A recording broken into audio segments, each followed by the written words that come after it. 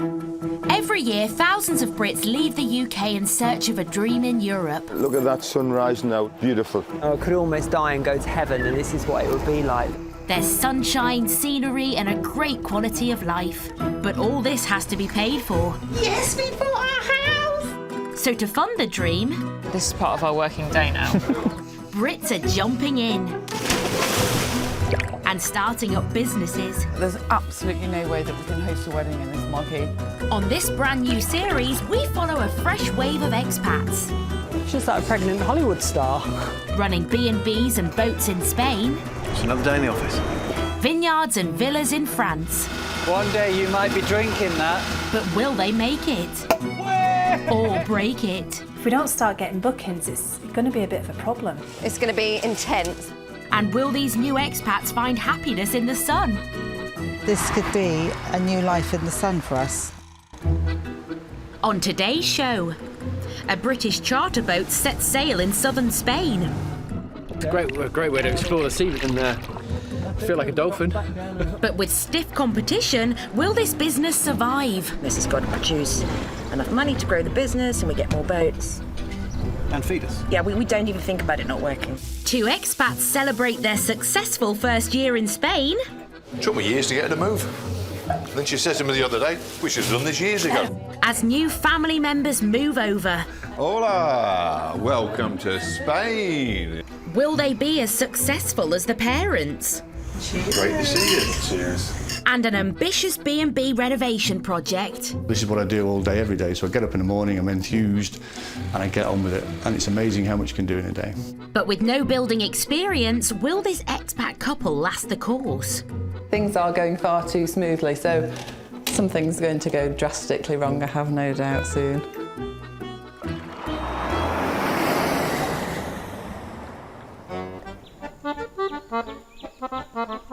The Dordogne region in southwest France, with around 60 weekly markets to choose from, showcasing delicious local produce and many different types of wine to savour, it's no wonder this region attracts thousands of holidaying Brits every year.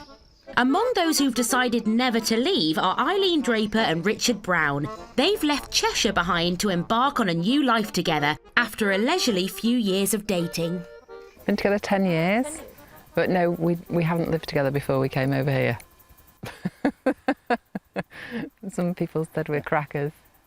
Well, I'm crackers, I don't think they said that about you. What, you mean you're mad to go and live with him? You're doing what? With who? Hello. After months of research, former finance director Richard and Eileen, who ran her own sandwich shop back home, bought this 15-bedroom mansion for €798,000. They'll run it as a B&B whilst also living in it. What I sold my house for in the UK was what I basically paid for this. So I swapped a 4-bedroom house with a separate barn, the same price that we bought, 15 bedrooms, an old farmhouse refurbished, and acres of prime French countryside. With a swimming pool. I just came up the driveway and I thought, wow, I could see myself living in a place like this. I thought it was too big for us. You did, didn't you? I did. You did. I thought there was no way we'd be able to cope with that. And after living here for the last 6 months, it looks like Richard's starting to see Eileen's point. One of the things I must get is a sit-on lawnmower because it's huge, and this takes 10 hours. Richard and Eileen's new property has 2 gîtes and a studio flat. At the moment, they can accommodate up to 26 guests, but they're also in the process of renovating another 2-bedroom gîte. This is what I do all day, every day. So I get up in the morning, I'm enthused, and I get on with it. And it's amazing how much you can do in a day. It lends itself to large sort of groups. And for me, it's about going away somewhere that we would want to go to, basically. Yeah, so in a nutshell, would we come to La Colombière for our holidays? Answer, yes, we would. Absolutely, yeah. Having spent €798,000, finances are tight, which means that the couple are having to do the renovation work themselves. We only had a certain amount of budget. I haven't sold the shop yet, the shop in the UK. That was that was part of our capital budget. So now we've just got to try and do as much as we can. Oh, they're not light. With their first big booking, a party of 18, due to arrive in just 6 weeks' time, the pressure is on to complete the work in their final gîte. We've got lots of work to do in this place, so it's like every day's like this at the minute. It's just non-stop, non-stop. Will Richard and Eileen adapt to living together whilst managing a huge amount of work and a big career change? Things are going far too smoothly, so something's going to go drastically wrong, I have no doubt, soon. Oops.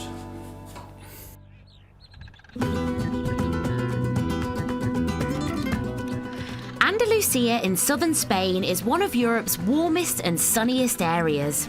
It's famous for its legendary fiestas and relaxed lifestyle, all accompanied by tapas, a selection of small savoury dishes made to complement drinks.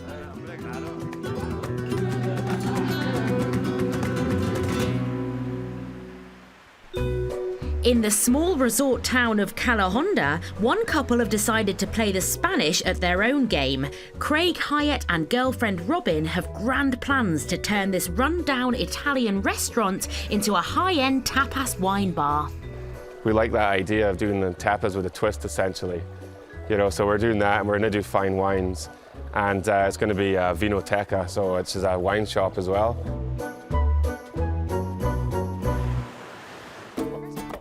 Scottish Craig has lived in Canada for the last 10 years, where he worked as a hotel food and beverage manager. It was there that he first met waitress Robin. She liked my lavender shirt. I liked his lavender shirt, yeah. That was a big joke at work. She told me all the girls at work thought I had a boyfriend. Because they weren't used to someone that irons their clothes, polishes their shoes, all that kind of stuff. Because Canadian men just like fling on hoodies and They don't pay as much attention. they're not used to managers that do that stuff.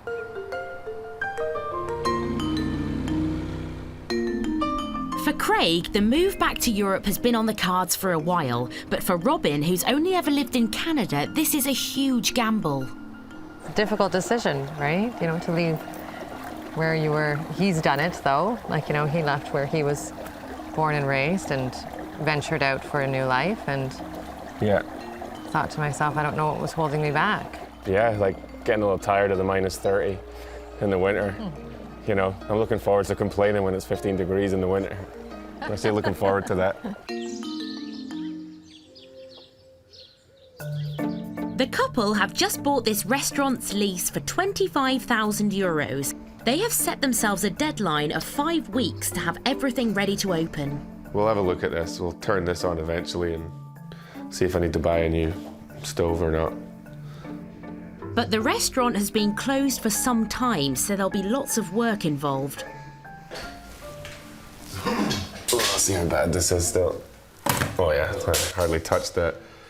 It's almost like chewing gum was holding that up. Look. As he goes about opening his first independently owned restaurant, Craig will have a good business model to follow. His dad Steve, who moved from Scotland last year to open the Blue Marlin restaurant just 3 miles down the road with stepmom Alison. Yes, I suppose we're living our dream. So you can't really ask for much more than that, can you? Took me years to get her to move. And then she said to me the other day, we should have done this years ago. Business has been booming for Steve and Alison since they opened 13 months ago. We're certainly much happier here without a shadow of a doubt, you know. Hola! Welcome to Spain! Craig and Robin's arrival means that the family is finally reunited in Spain after spending almost 12 years apart. Oh, wow. Stunning. Yeah. On a clear day over there, you'll see Africa and Gibraltar over there. It's the Atlas Mountains you can see over there. Yeah. And the Sierra Nevadas we can see over there with the snow on the top when it's a clearer day. So in the winter you can ski in the morning and sunbathe in the afternoon. Yep. Sure you'll get used to it. My dad and Alison being out here has played a huge part in where we decided to buy our restaurant. I'm not even sure I might have even picked Spain if they weren't here, to be honest. Oh, The sound of celebration. well, it's your new life in the sun. Cheers, guys. Cheers to your new life in the sun. But as Alison and Steve start another evening at their Blue Marlin restaurant, they know from bitter experience that it won't be an easy ride for Craig and Robin. A lot of people have tried it and failed, so it's not easy. There's more failed restaurants on the Costa del Sol than anything else. Bars, restaurants, they come and go and just turn over and turn over. As yet another Hyatt moves to the Costa del Sol, will he be as successful as his dad? The town of Denia on Spain's Costa Blanca. With its 20 kilometres of coastline boasting a mix of tranquil stony beaches and packed sandy ones, it has an average yearly temperature around twice that of Manchester. And it's here that Matt Blair from Norfolk and his wife Karen from Hampshire met for the first time. I came here originally because my mum had lived here And I for came 30 here. years. A friend of mine, Stuart, had a boat business here, and so it was just a natural place for me to gravitate to. I'd been all over Spain when I was younger, and I came to find Stuart in Denia. So yeah, he's got a lot to answer for, really. The pair first met during a boat trip whilst on holiday 8 years ago. He was very forward, put it that way. Well, when he started referring to me as his new bird on that first trip. No, I wouldn't be like that. But we spent the rest of that week taking the boat out, didn't we? Yeah, Karen On took her trips. shades off and I fell in love with her, really. After spending 4 years managing warehouses in London, Matt and Karen put their savings together to buy this 7.5 metre rib, which they're planning to rent out for excursions on this stretch of the Mediterranean Sea. Running a charter rib is something we wanted to do for a very long time. We finished running our business in London, and when we finished with that, we said, right, come on, it's time to get that charter boat set Yeah, up. we finally got the money to do it. Yeah. With the Med as their office, it's all a far cry from life back home. He has a permanent smile on his face when he's on the water. Yeah, when I'm on the water, I'm never happier. This is me. Water baby. I haven't got the history with it that Matt has. I mean, Matt's been coming out on boats since he was a very young boy. But I love it. I mean, it's just, what a way to make a living. Sí, avisamos al marinero. Muy bien, gracias, adiós.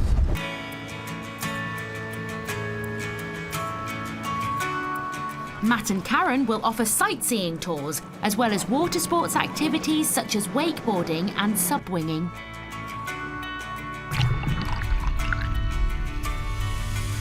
Oh, it's a great way to explore the sea and feel like a dolphin. Just wish you could stay there longer without breathing. But for any boat business in this area, competition is fierce. Having sunk all their savings into the project, will they survive their first summer? It's got to work because... Well, if it doesn't work, we'll have to go back to doing a proper job. Yeah, it's got to work, and this has got to produce enough money to grow the business, and we get more boats. And feed us. Yeah, we don't even think about it not working. No, don't even think about it. It's going to work.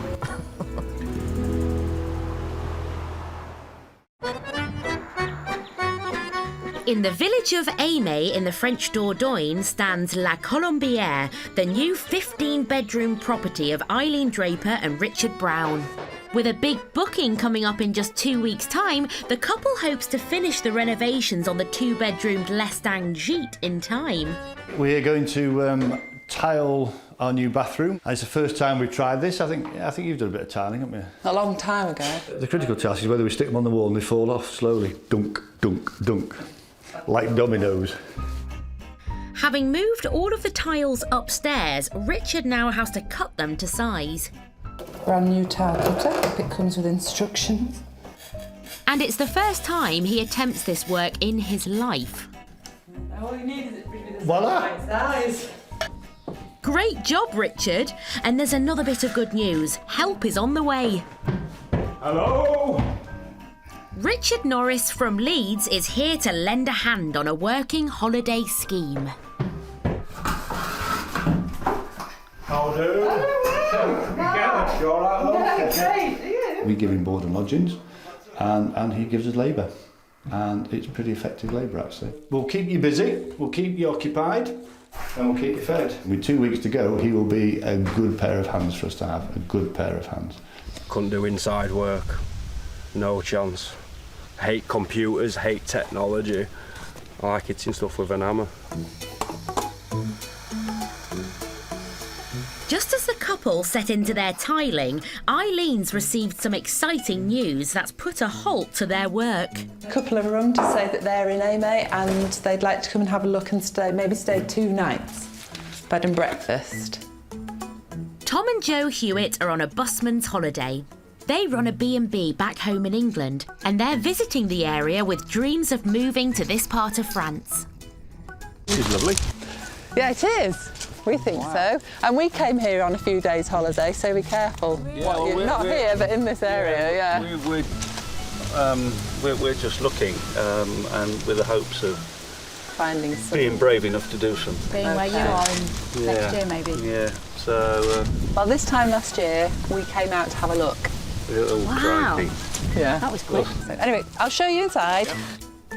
On this occasion, the important job of chaperoning their first guests is left to Eileen. All my friends and my kids said, Dad, you can't do that because you're just Basil Fawlty, writ large. That's what's so good about you, really. I'm not. No, that you are. No, I'm not. Yes, you are. And then... With a couple of fellow B&B owners in the building, the pressure is on for Eileen to impress. Will they like what they see? So we've got 3 rooms. They're all very similar. They're all en suite that are available for tonight. Okay. So there's this one. This one. Like I said, they've all got shower rooms. Okay. Lovely. Tom and Joe quickly find they're spoilt for choice. And this one. So I'll leave it with you, just make your mind up. Second one? Yeah, fine. Second one. This is Probably one of the best. Best that we've stayed in ever, isn't it? Yeah. Yeah. This is the real deal. A pleasant surprise. Yep. Sometimes you land on your feet, sometimes you don't. La Colombière has made a great first impression on the couple. But will these 2 B&B experts still feel the same in the morning? The Costa del Sol.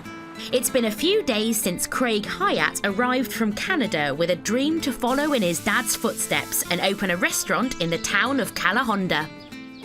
With girlfriend Robin back in Toronto organising transport of their belongings, Craig has a very important job to do today, finding somewhere to live. The first property Craig is viewing is located on the hills above their restaurant in Calahonda. I'm looking forward to this one. I can already see nice sea views. So what I came here for is the nice living outside as well. I want that lifestyle instead of coming from Canada and living in the 6 months of the year in the freezing cold -40.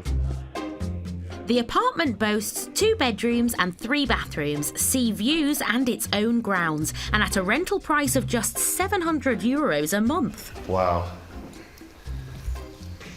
I think Robin might actually approve of this. Yeah. Taking some pictures for Robin to see, to try and get her approval. To be honest, I think that this would suit us to a T. It's awesome. A similar-sized property with a sea view in Brighton would cost anything from £1,000 to £2,000 a month. First property and already sold. When it comes to the second viewing on his list, it turns out the potential neighbours are a turn-off. My dad would be able to keep an eye on me. That apartment there, right in the corner, that's his apartment. Yeah, like I could see it right there. And the third property doesn't impress him much either. Oh yeah, jacuzzi bath, yeah. Not that I'd probably fit in it, but hey. Having viewed all 3 properties, Craig's made an executive decision without consulting Robin. As soon as I walked into the first one, I pretty much fell in love with it, and you know, views of the Mediterranean, a huge terrace, a garden. It would have been hard to beat that one. I think it's perfect, and I'm pretty positive she'll be thrilled with it too. By paying for a year up front, he's got a hefty discount of €600 on the annual rent. A good deal, but fingers crossed Robin likes it. I really want to get this ready for Robin. She's She's a bit of a neat freak, and so I'll try my best, but I'll probably never keep up to her standards. Robin's due to arrive in a matter of days, so Craig's not got long to get the place ready. This is exactly why I'm getting a new bed in here. There's huge head mark on here from someone before, and I really don't want to put my head in that. There's also an unwanted visitor on the veranda, a gecko. A small lizard famous for its ability to walk up walls and other vertical surfaces. Yeah, last thing I want to do is wake up with that thing staring at me. Yeah, you don't get these in Canada or the UK. He's literally inside the barbecue now. I don't want to hurt him, I just want to get him out of here. After 20 minutes, the gecko is evicted and the place is ready for the arrival of Robin next week. That was an adventure. Accommodation sorted, Craig has asked Dad Steve to join him as he inspects the premises of his newly acquired 60-seater restaurant. It's almost like chewing gum was holding that up. Look. Oh, no. Look, there's a socket. They hit a socket. Oh, my God. You can just hear all the gunk going right through it. And then the on-off switch doesn't work. Just 1 year ago, when Steve began the renovations of the Blue Marlin, his kitchen was in a similar condition. So he has a few words of advice for Craig. The biggest expense is actually going to be in here. Yeah. It's actually more than we thought. Yeah, a lot more. A couple of thousand more. Fortunately, Dad's on hand to recommend reliable workmen, and builder Steve has arrived to inspect the premises before he starts the work. It looks like it's had a ceiling put over a ceiling. Crazy. That's Spain for you. Removing the false ceiling will increase the cost of the work. This is likely to blow Craig's original budget. And there's the threat of more unexpected problems. From Steve, the contractor, that'll be quite a big work. There's actually more than we anticipated. At the end of the day, the handiwork's out of my control. I need someone to do it. Having worked in the catering industry before, Craig thinks he knows how to economise. It's going to be the furnishings, the glassware, where we have to keep ourselves in check, and that's more my thing than Robin's. She needs to realise that sometimes your head has to rule your heart essentially on these kind of things. So I'll have to keep her in check. But Dad Steve doesn't see Robin compromising on furnishings. What she wants, she'll get. That's what happens. No, I'm stubborn.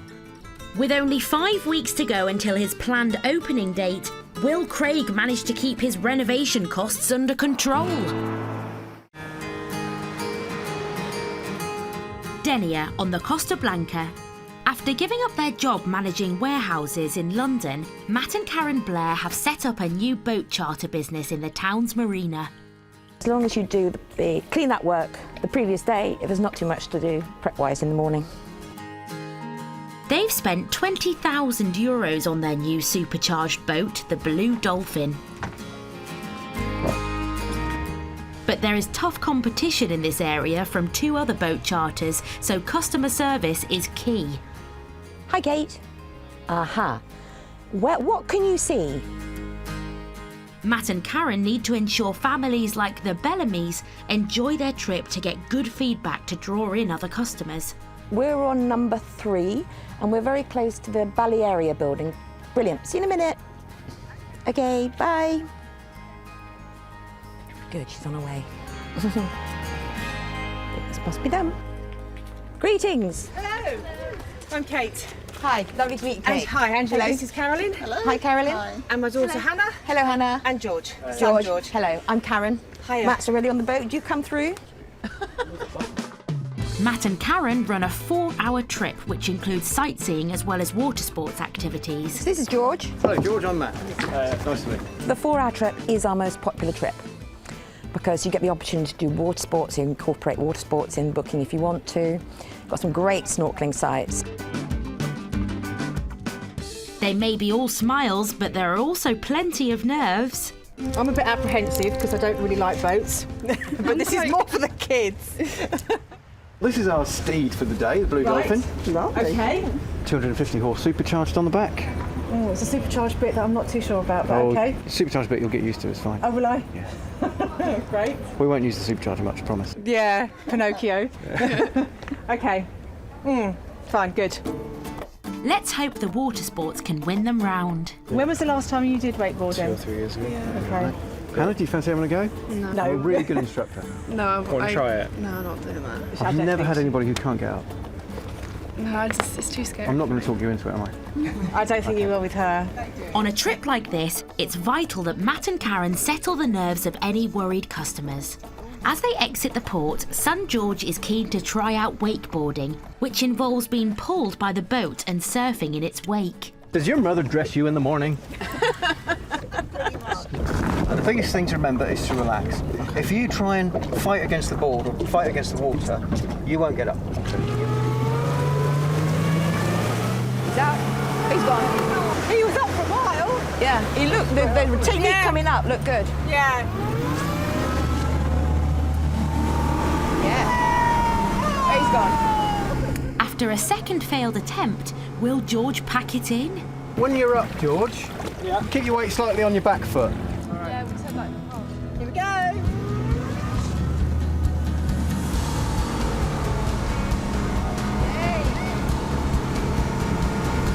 It's third time lucky for George.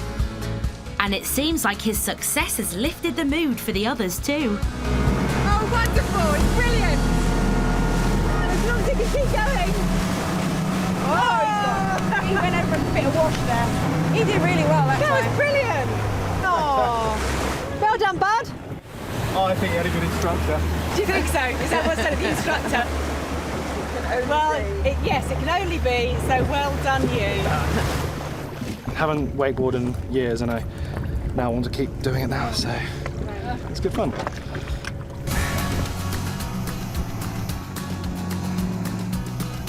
These trips also include a mooring just off Cap Prim. And Karen's determined to keep the spirits high. So ready for a glass of cava?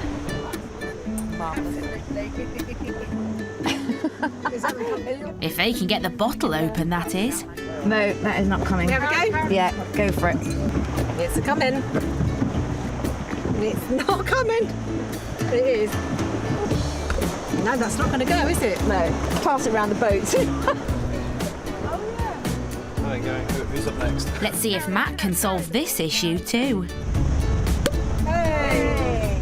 Matt saved the day. Somebody keep the horse still. There we are. Enjoy. Cheers. Cheers. I'm happy. Perfect. This area is surrounded by the beautiful clear waters of the Mediterranean, with plenty of rocky ridges and underwater vegetation. This part of the Med is brimming with marine life. We've done so many things, and yeah, I've really enjoyed it. So I'd like to do it all again. I've enjoyed it. I was a bit apprehensive, I must admit, when I first came on, because I'm not the best boat lover. I don't like choppiness of the waves, but it's been great fun, and it's nice to see the kids back in the water and having fun, and it's all about them really. Fabulous. Drinking champagne on a boat is really the way it's meant to be. It seems Matt and Karen have the skills needed for this job. And different people get different things from it as well. Yeah, there's something for everyone. Beautiful weather, clear blue sky, sun shining, lots of fish around. Now snorkeling. It's another day in the office.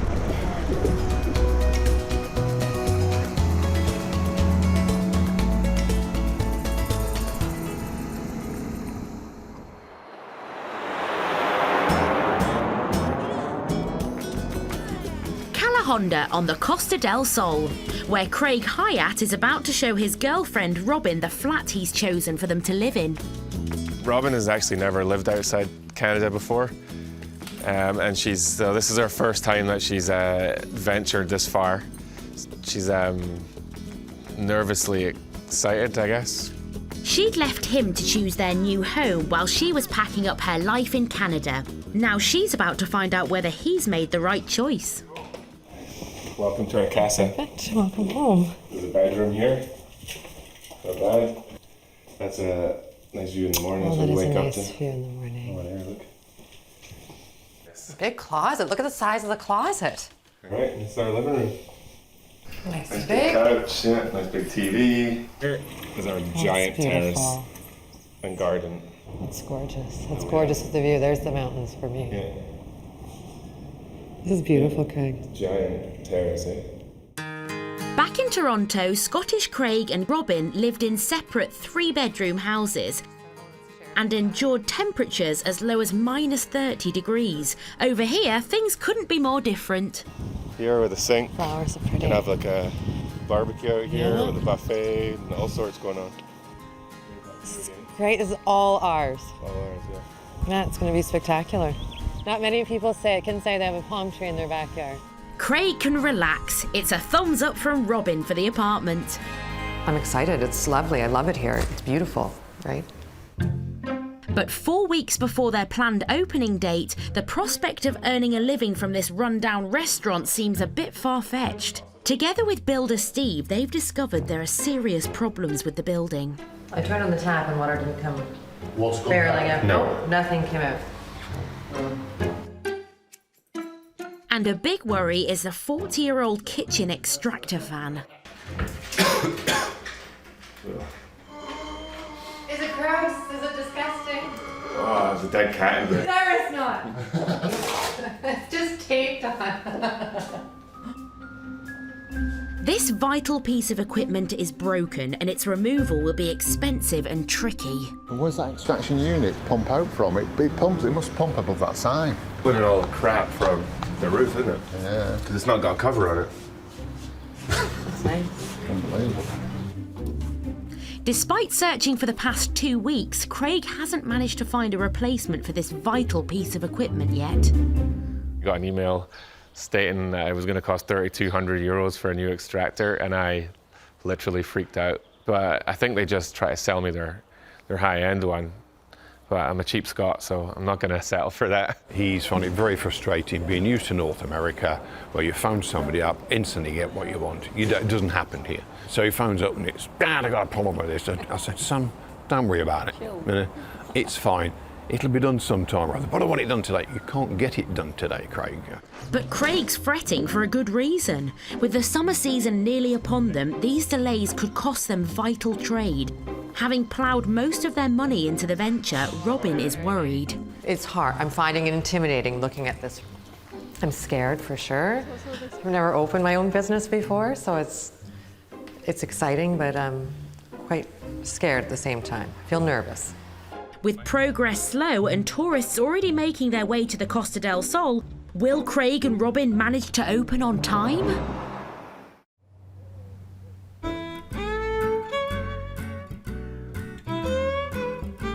It's early morning in the Dordogne, and Richard Brown and Eileen Draper, who run the La Colombière country house in Aimé, are about to serve breakfast to their new guests.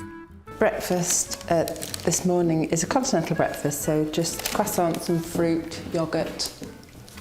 These croissants are amazing. Guests Tom and Joe also run a B&B in England, so they're casting an expert's eye over everything. Lovely. Would you like some bread as well as croissants? We've got bread as well. Oh. Or toast. Do you like it toasted? Do you want some bread just because it's French bread? Oh yeah, that's a good idea. I'm a sous chef. I take my orders. I know where my place is in the kitchen. Eileen got up at 5 a.m. to collect fresh bread and croissants, but it looks like it was well worth the effort. They're good at bread and pastries. The French produce, the simple French produce, is so good. Tom and Joe may be impressed with their breakfast, but Richard and Eileen are keen to know what they thought of their overall stay. Time to bring out their guest book, and they've been waiting for this moment since they left England. The children Our children gave us the guest book as a leaving present, and they put on it, "We'll miss you lots, but are so proud of you and what you're setting out to do." All our love. There you go. I've got tears coming out of my mouth. Let's hope their first ever bit of feedback will be positive. I was wondering, we have a guest book. I wondered if you would write in it for us. Yeah, definitely. This is Tom and Joe's 4th visit to a B&B on this trip. What will they think of La Colombière? To our surprise this time, we hit the jackpot. Received a lovely warm welcome and spent a great evening sharing supper with Richard and Eileen. That was nice. That's not lovely. bad, yeah. Take a picture of that and send it to the girls. Yeah. Excellent. Yeah, we must. Good. Not bad. Not bad considering we had about an hour and a half notice. It was Very comfortable. comfortable Very- bed. Very comfortable bed. That was just so comfortable. But Tom and Joe do have a bit of constructive criticism for Eileen. One of the things that we've said is in the room, there are certain dark patches. You might want to look at the lighting in some areas. Yeah. It's a standard lamp. Just in that, in the little wardrobe area, Yeah. it's just a little bit dark in there. That's it is. And you know, because when we do get some French weather, you might want to consider a blind at the window or something. Yeah. The idea is the shutters, but we've already thought we might get blinds because Brits don't think about closing the shutters, do they? So clearly not. But yeah, that's the shutters on the outside. Yeah. Oh, I'm embarrassed now. Tom might not have noticed the shutters, but it's still fantastic feedback from the pair. Thank you for a lovely evening last night. It's very Oh, really enjoyed it. Thank you. I did too. It's good. Probably a little bit too much. Yeah, well, It's so very did nice. we. Thank you. It's lovely. Tom and Joe have checked out, and there are now only 2 weeks to go before a party of 18 turns up. With their final gîte still to renovate, will Richard and Eileen be ready for their first big booking?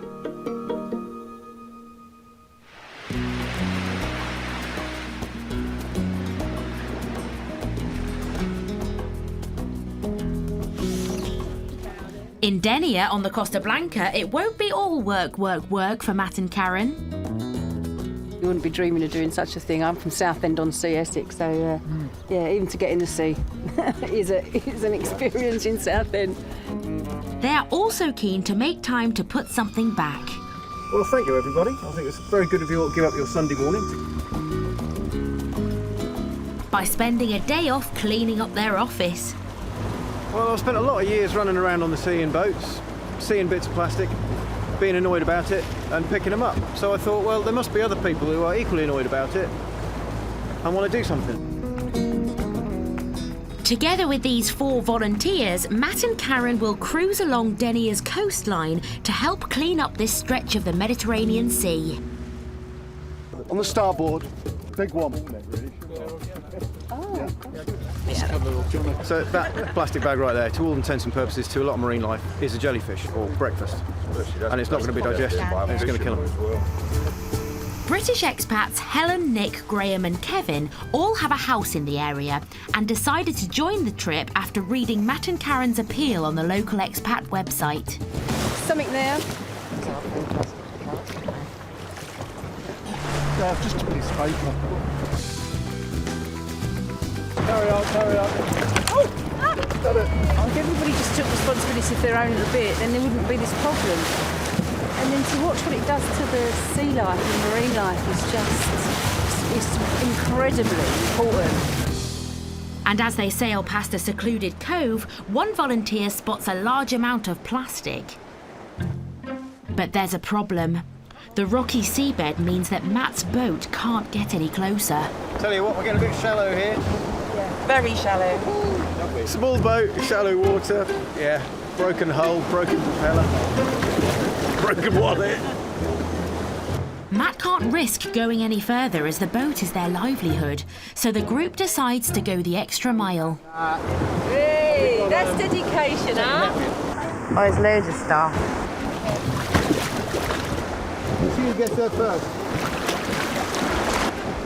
Okay guys, see you in a couple of hours. Oh, careful. To the A-team. Da, da, da, da. Polystyrene. Good work, swimming party. Excellent. It's just great to be able to get this stuff out of the way.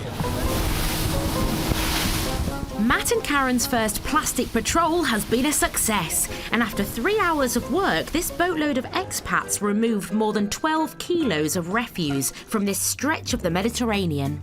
Really proud. I think it's a great idea. A lot of people talk about it but don't do anything. So this is actually putting thoughts into action. My idea is to try and just let people know what we're doing, and maybe we can inspire other people in other parts of the world to do their own plastic patrolling.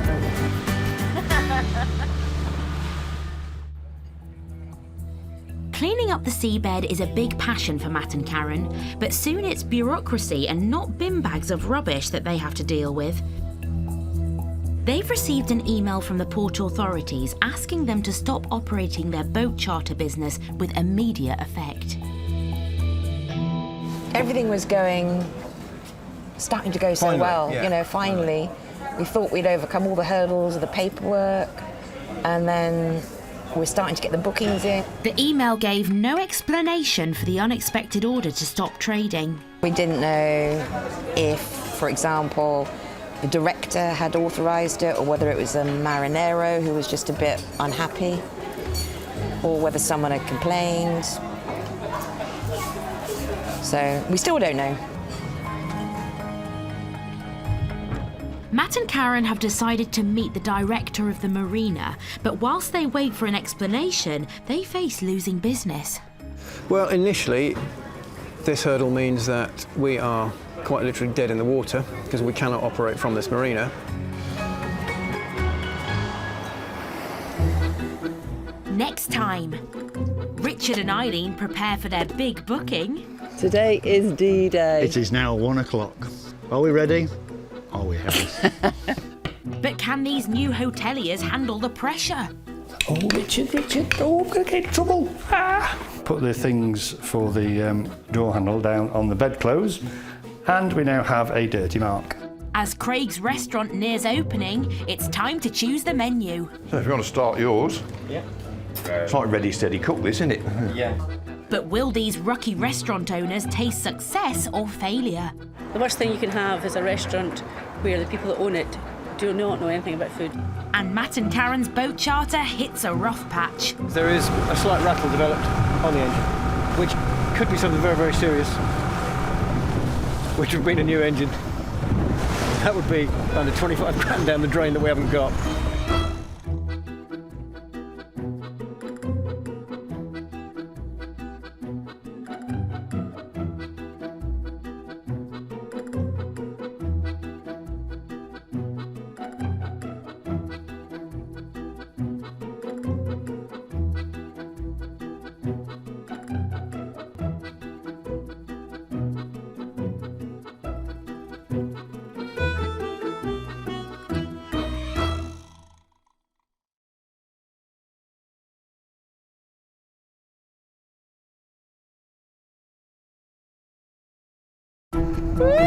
It's a dream chased by thousands of expats, setting up new lives in Europe.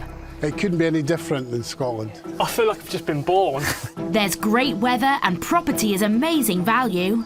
Something like this in the UK would be well out of our reach. But nothing in life is for free. Look at that swimming pool. Yeah, wow. it's way too much money. So to pay their way, enterprising expats are aiming high. That was amazing. And going into business. Oh, you've done brilliantly. On this series, we're with a new group of Brits. I think we just have opened a flower shop. Setting sail and serving up in Spain. Always happy customers here. Running fishing lodges and B&Bs in France. Oh, door's not on. But will business boom?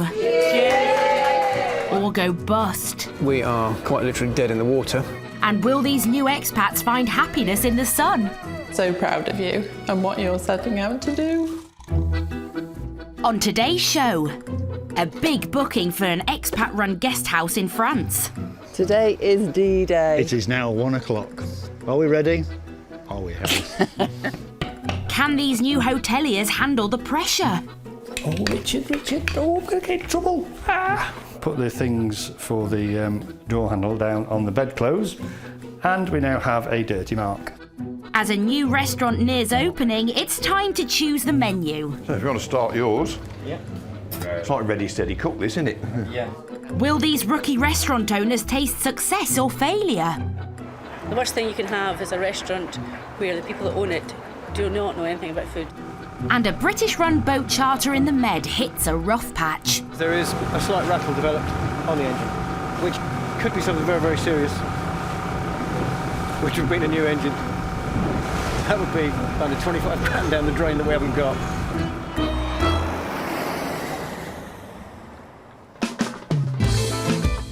Andalusia, southern Spain. It's a popular spot for cyclists with dramatic mountain roads to ride and a haven for water sports enthusiasts with hundreds of beaches to enjoy. And of course, there's another draw for the hundreds of thousands of expats who live here. My favourite thing is weather. At least it's not minus 40 like in Canada last year at times. You know, and I'll take that any day of the week. You know, it is nice waking up in the morning. Like Robin said though, you do feel like you're on holiday every day.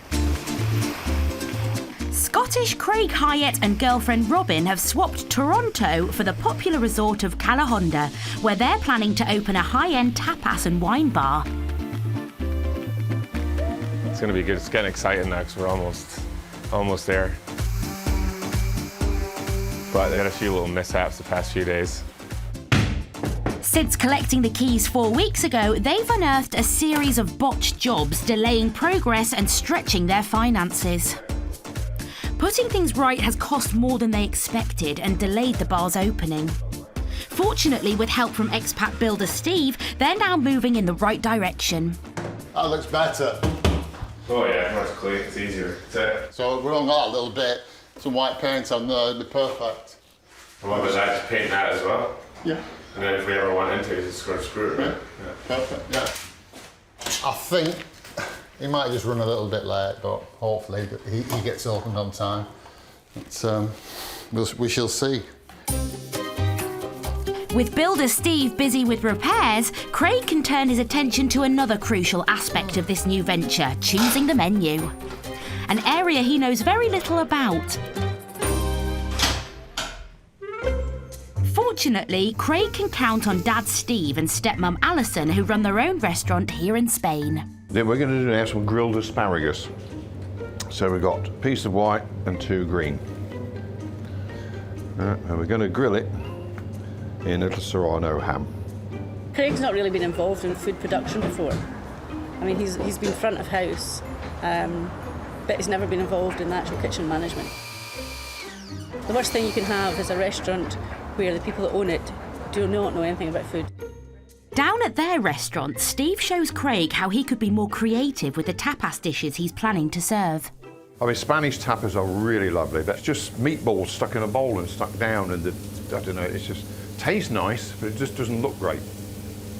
But a little bit more effort, and you've got really nice tapas. Really, really good stuff. What makes these better? The quality of the produce and the presentation. That's what makes it better. I remember the mango salsa, God, from the 90s when I was a kid. They used to do it, and it was so fresh, delicious, the bright colours in it. For Craig's new tapas menu, Chef Steve is trying an innovative take on Scotch eggs, which he's decided to make using quail's eggs. This is a tomato concasse. It's just tomatoes and onions with herbs. And you reduce it so it comes down like a stew. But Robin and Craig aren't Steve's only pupils. They've brought along German chef Yves. If things work out today, they're hoping to make him part of the team. We're looking at employing a chef too, so Yves here, coming along, seeing what kind of thing we're looking at doing, and he's gonna learn a few things from my dad as well, so we'll see how that goes. Got to make sure we're a fit for both of us. Yves has has spent the last few years catering for the British Army and is keen to make a new life in Spain. But can he make a good impression today? This is what you're looking to do, right? Something different, what you used to do. Yeah. The world's your oyster. It really is, you know, and you can develop everything. Tapas is something that I haven't really done before, so I'm quite excited about that. And obviously, we're going to be doing some different tapas, not the box standard that you get in every other tapas bar. Eve may be looking carefully at Steve's work, but expert chef Steve is also observing his pupil. My dad's in there quizzing him right now. Obviously, he's interviewed hundreds and hundreds of people over the years, and I'm sure he'll be judging his character right now. So if you want to start yours. Yeah. It's like ready, steady, cook, this, isn't it? Yeah.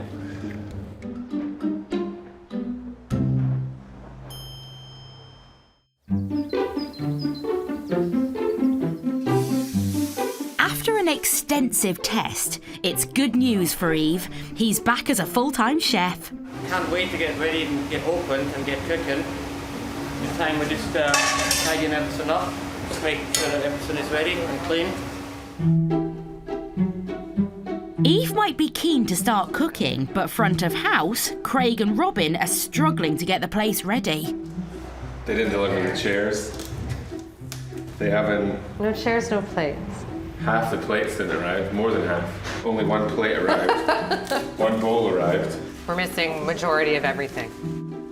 I'm a bit worried sometimes because he hasn't even ordered his wine yet and he thinks he'll be able to just do it tomorrow, but you can't.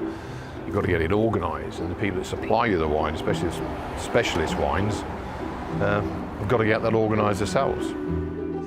With a week to go before the planned opening, will Craig and Robin be ready on time?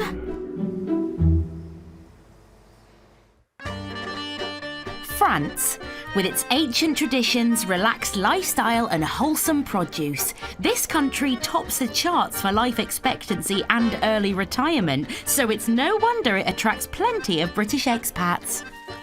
Among them are Richard Brown and Eileen Draper, who've swapped their old lives in Cheshire to run a 15-bedroom, 19-acre gîte complex near the town of Aimé. This is the lifestyle to which I've sort of aspired, really, I think. Calm. If you contrast this to our old life, you'd be behind the counter of the shop. Making bacon butties. Making bacon butties. By the thousand. And I'd be in corporate life, probably grabbing a quick bite at the desk and not having to rest at all.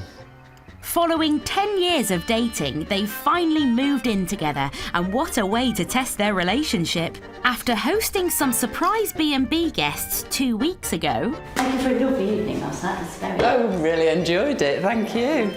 Richard and Eileen are now preparing to welcome their first big booking, a party of 16. So the main gîte has got 5 bedrooms, and then the little atelier would normally just sleep 2. But the grandparents would like to look after the small children for the parents sleeping in the large gîte. So grandparents are in here with 4 small children. So they're going to be cosy. The party will be arriving in 48 hours, and Richard and Eileen aren't exactly brimming with confidence. Party of 16 French people. Are we ready for it? Well, we're panicking now because there's still a lot to do. I've lost count now. What job number is that?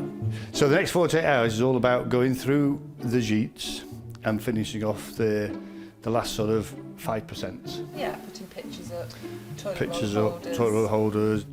With lots of work to do, the next 24 hours will be crucial. Workaway Richard Norris is repaving the entrance to the main gîte, as ex-finance director Richard doesn't know where to start with this job. Don't stand on it now, will you? What do you think about that one? Well, it were all right until you started jumping on it. Don't stand on that one, will you? One of my greatest fears about coming to a place of this size was perhaps my DIY skills. My practical skills were perhaps not quite up to scratch. I have renovated houses in the UK. No, you haven't. No. Let me finish. Okay. So I've renovated houses by using other people to renovate them for me. As Richard starts installing new door handles... See you later. It looks like he's off to a good start. We're working. Sound? That's that one done.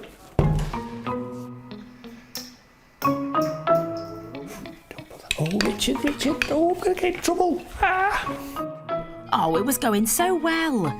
He's marked the duvet that Eileen's only just washed. Put the things for the door handle down on the bedclothes, and we now have a dirty mark.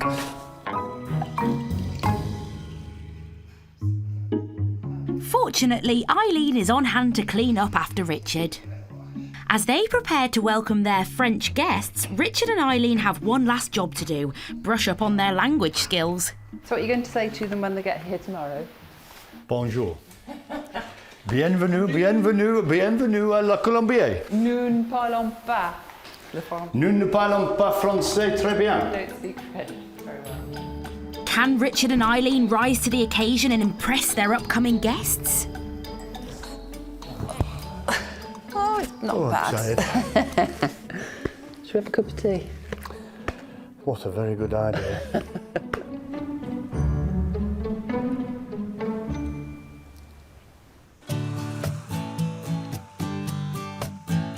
Denia on the Costa Blanca. Famous for its rugged landscape, hidden coves, secluded beaches and crystal clear waters. The rich and varied sea life here makes this an ideal spot for snorkelers.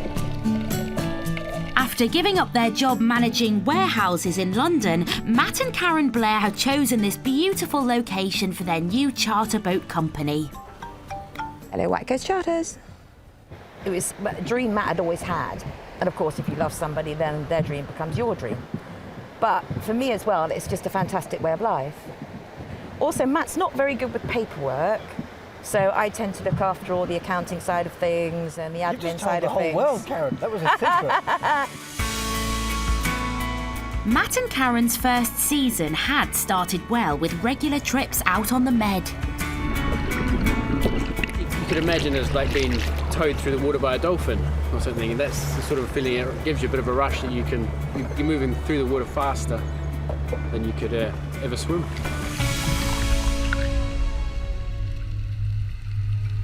But right now, they are stranded. They received an email from the port authorities asking them to stop trading immediately. We didn't know if, for example, the director had authorised it, or whether it was a marinero who was just a bit unhappy, or whether someone had complained. So we still don't know. This is a massive headache for Matt and Karen. With bookings coming up, they stand to lose vital business. They've asked to meet the director of the marina to try and resolve the issue. So we've now got to go into a meeting with the director of this place. And my limited Spanish has got to get us through a very important meeting. Fingers crossed. An hour and a half later, and it looks like there is a verdict. We have a resolution. We have a resolution, even though we have permission to run a charter boat here. The problem is we're too close to the bigger charter companies and they've kicked up a fuss. Even though there's no livery on our boat, there's no marketing on our boat, nobody knows it's a charter boat because we do all of our bookings privately through the internet.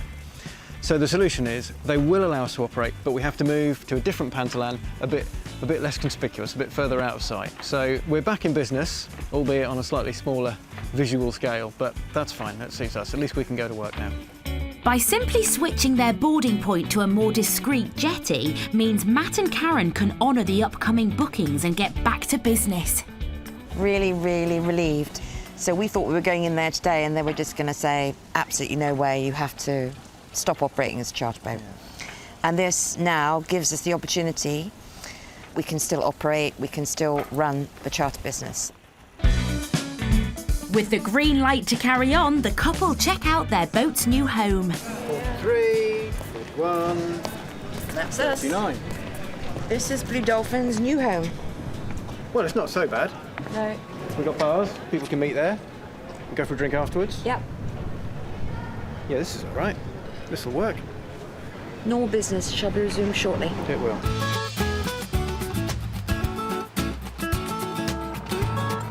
But just when one issue has been sorted, there's another problem that could scupper the business.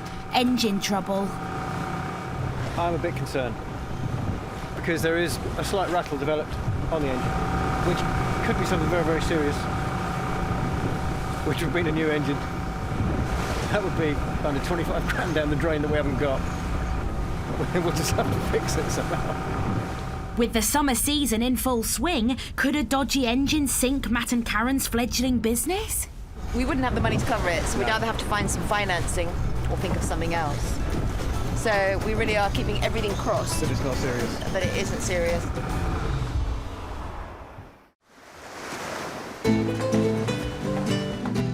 In Calahonda, it's a big day for Craig Hyatt and girlfriend Robin. Their restaurant's new sign has finally arrived. Definitely the best sign on the street. Definitely. Everyone's going to stop on the strip. Now you're official. You know you've got to open at 3 We today. really have. The sign might be ready, but Craig and Robin aren't. And a series of problems over the next few days means the grand opening's delayed. Yeah, there's a lot of touching up that needs to be done, I think. There's also a niggle to solve in the kitchen. We have no regulator on our cooker, so the gas is just going straight in. So there's nothing regulating, and the flames are like 2 feet high. Too dangerous to work with, so without that, we can't really cook much. They want to open, they're too afraid of opening. Not at all, actually.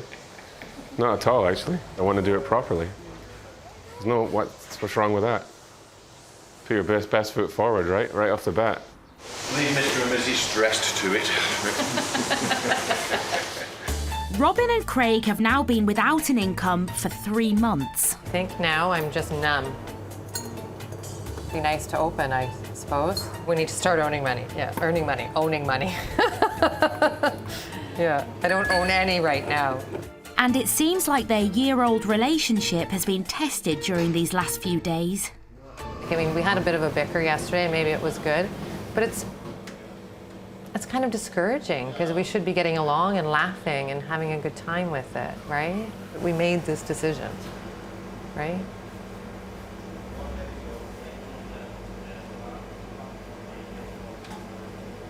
Just makes you think, like, are you going to be happy when it's all done, right? Hope so, I think so. If you don't enjoy it, then why are we doing it? With the niggles eventually ironed out, they're almost ready to open. But before they do, they're having a dry run. Yeah, we got some people coming over tonight. Just people that have helped us a little, just passing hors d'oeuvres. No, meal, just our choice of wine. We're only doing a rosé, a white, and a red. Our choice, and Eve's choice of food as well, what he wants to put out. 6 p.m. and the doors open on Craig and Robin's first ever business venture. Vacation is over, officially.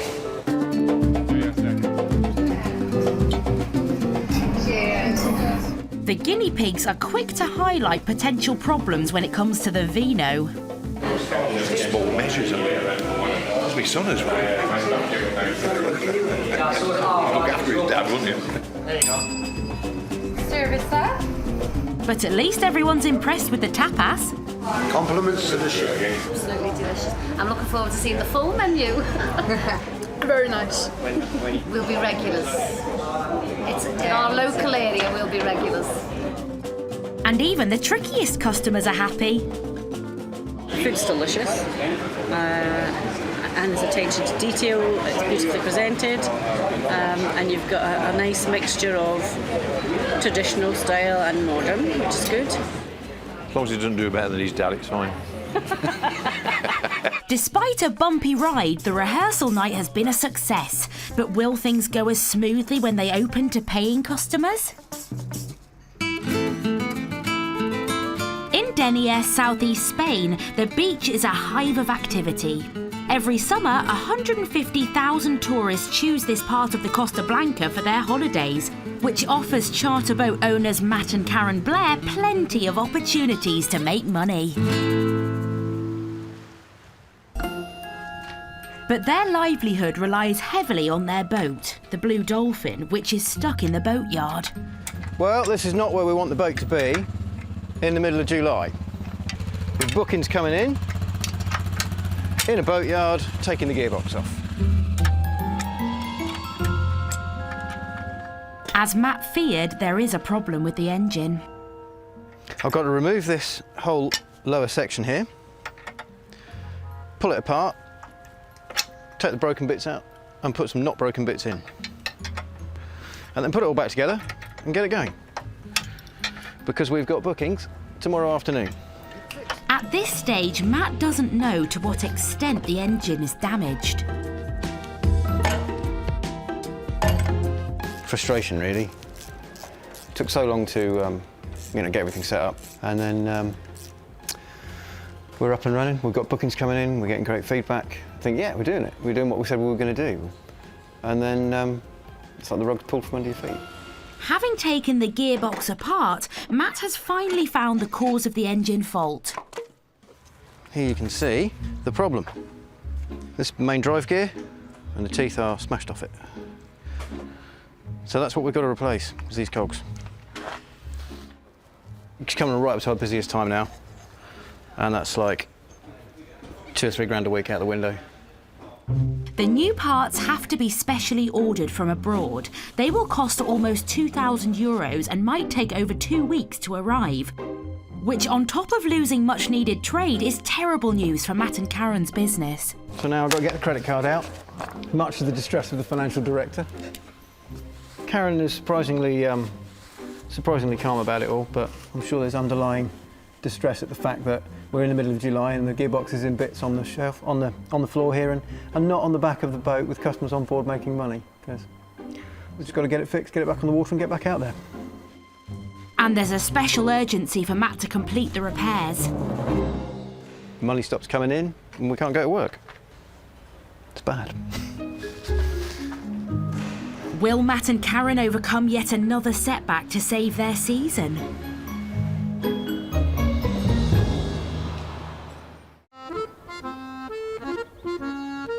The Dordogne. And at Eileen Draper and Richard Brown's Gîte complex, they're anticipating the arrival of their first ever big group booking. Today is D-Day. It is now 1 o'clock. Are we ready? Are we, Harris? They're probably on their way now on the motorway. 16 French people on their way, expecting a wonderful holiday. And guess what? They're gonna get a wonderful holiday. As they prepare to welcome this large party, there is one concern. None of the guests speak much English, and Richard and Eileen's French is not quite there yet. Feeling a bit nervous. Mainly because I don't speak French very well. Language barrier does worry me. To help smooth the communication, the couple have enlisted the help of an interpreter, who'll be on hand to help when the guests arrive. We have Paul, who's a linguist, on contract for 12 months. I think it's about 110 hours over the 12-month period he'll help for us, and it's €3,000. And actually, I'm sure he's saved us more than €3,000 already. But Paul's not here yet, and the first guests have turned up. Good luck, guys. Or rather, bonne chance. Je vous aider? Oh non, merci, ça va aller. Madame Rossinol, who booked the week-long holiday, and her son have turned up earlier than anticipated. But interpreter Paul is not due for another hour. It's a bit of a curveball that's been thrown to us, so we'll have to muddle along in franglais till Paul comes, till we can sort of explain. Maybe some of our other family will talk English, a little bit of English. I don't know. Nous avons a ramp. Oui. L'arbre avec des fleurs. Oui. Est-ce que c'est un catalpa? Je ne sais pas. Monsieur Brune non plus. Non.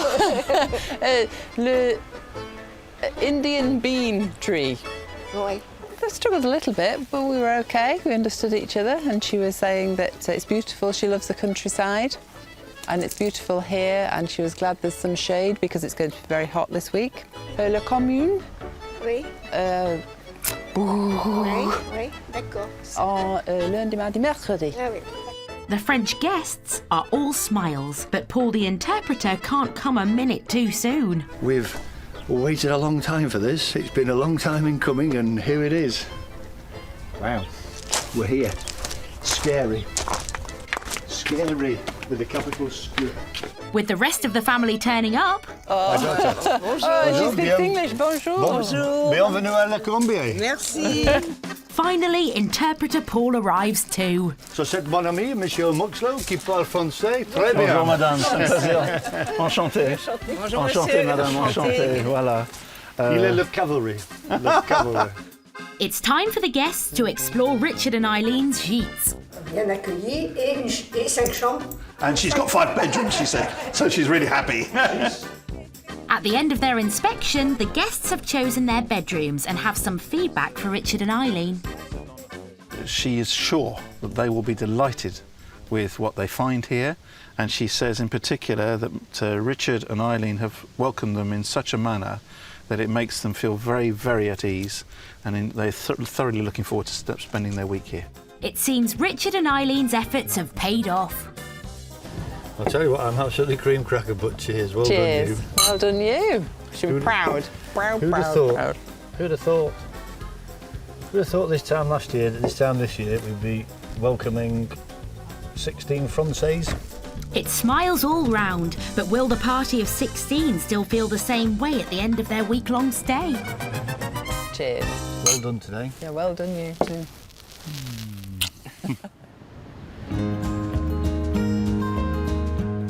Honda on the Costa del Sol. At Craig Hyatt and girlfriend Robin's restaurant, it's opening day, 2 weeks later than expected. What do you want to do? Why don't I write down the prices? Get the menus done first. Get the menus done first. Okay. Please. In 4 hours' time, they'll start serving the public. It's right there somewhere. But clearly the locals can't wait. The menus aren't even printed yet and the first paying customers wander in. Your first time or you come every year? This is the fourth time in a row. Yeah. There's a lovely table in the shade there under the brolly. Just nice for you. I'll put some cushions on for you. Thank you. Oh, that's cute. At 4 o'clock in the afternoon, their first customers are served. But is Craig happy? He doesn't look it. I'm sorry, are you upset with me? I know, neither do I, but they were here and they're lovely people. We should have been here earlier. A lot of dumb little decisions. I should have done this last night. In the midst of all this, another customer arrives. Want to see your collection? Most what would certainly. you recommend? And do you like how you like your... Oh, it should be Spanish. Okay, you want to stay Spanish. Yeah. A printed wine list would have been very handy here. And these are priced? I haven't priced them yet. I can most definitely give you a price. I'm working on that. Robin attempts to find the price of the wine while Craig keeps the customer talking. And you open today? Or? Yeah, we're open shortly, a couple hours. Yeah, we're going to be... What time do you close today? About midnight. Midnight? Oh, Yeah, okay, yeah. fine. Okay. Good, yeah. Okay. Okay. Good, see you later then. Okay, thank you. Thanks. He's gone without buying, but builder Steve spotted more potential customers. There's 2 more coming in, Craig. I don't know what's going on all of a sudden. People are coming. I don't I know, but we can just say we're not open until 6 o'clock or something. There's no menu. We don't even know if the printer works yet. With still no menus printed and more customers coming, perfectionist Craig's made the decision to turn any new arrivals away until they're ready. Sorry for being an ass, but we don't even have price lists done. Nothing. And it's down to Robin to break the bad news to the clients. Okay, sorted. I'm sorry, Craig. It's naturally, I just want to serve people. I want to take care of them. But we're not ready. I know. We're doing exactly what we told my dad we didn't want to do. I know. They were nice though, and they're so pleased to sit out there. After a delayed opening, they need all the custom they can get. With more and more locals at the door, they need to get sorted and fast. Are you open now? Not at the moment. We've just had a couple of technical difficulties, so we're running a little bit behind. That's all right. We want to be fully prepared. That's fine. Thank you very much. Thank you very much for stopping by. Another customer turned away. Craig's going home to get changed, and Robin gets straight on writing up those menus. I better have this done before he gets back. Maybe he'll be in a better mood when he comes back. A refreshed Craig has returned and they're finally officially open for business. I am ready to serve, changed. Hopefully someone comes in the door. And the pair are ready just in the nick of time. Hello, señorita. Buenos dias. Buenos dias. Dad Steve and wife Alison are here for drinks with two of their friends. Hello, friends. Hi, nice to meet you. Nice to meet you. Hello, John. Nice to meet you.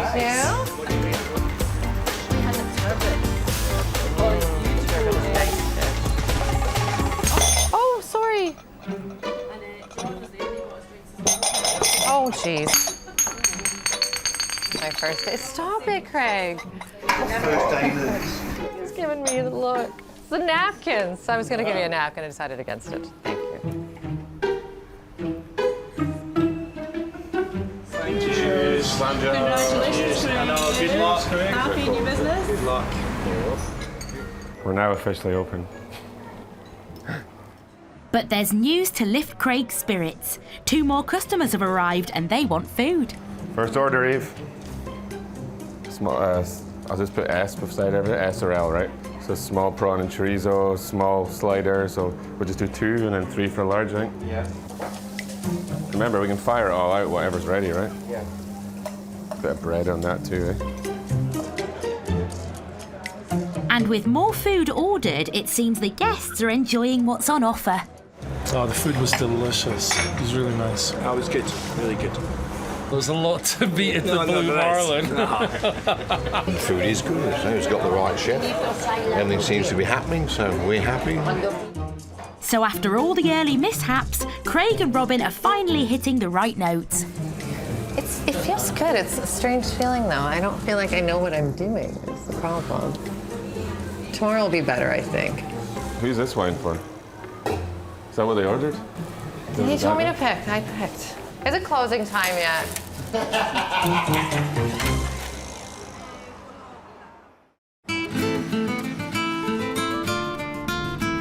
In Denia, southern Spain, it's early August and there's finally good news for charter boat owners Matt and Karen Blair. Marina Denia, Marina Denia. This is Blue Dolphin, over.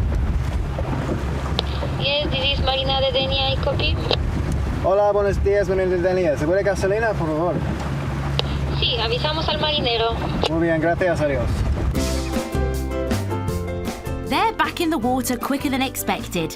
Matt found a spare gearbox which allows their broken engine to work. It's extremely convenient, and that's one of the reasons why we felt happy about going into this business, because we knew that Matt could put his hand to any problems that occurred with the engine. There's only one downside to the temporary repair. The new engine is guzzling way more fuel. 343 euros to fill it up. The gearbox parts we've put in are a slightly higher ratio, which means the engine is revving a bit higher, the acceleration's up, the top end's down, fuel consumption's up, not good. At least, though, they can be back on the water ferrying their customers. It's time to make up for the 600 euros they've lost out on by having to cancel 3 trips. Not a bad life, is it? This is the life. The season's now in full swing, and this evening they've set sail on one of their favourite charters, a sunset cruise. We come out of Denia Marina. We come down here, we blast down here along the beach with the sun ahead of us, and then we turn around and we moor up and watch the sun go down whilst we're enjoying cava, beer, a few drinks, good chat, sometimes a bit of music if people want music. It's a really nice, relaxing, lovely end to the day.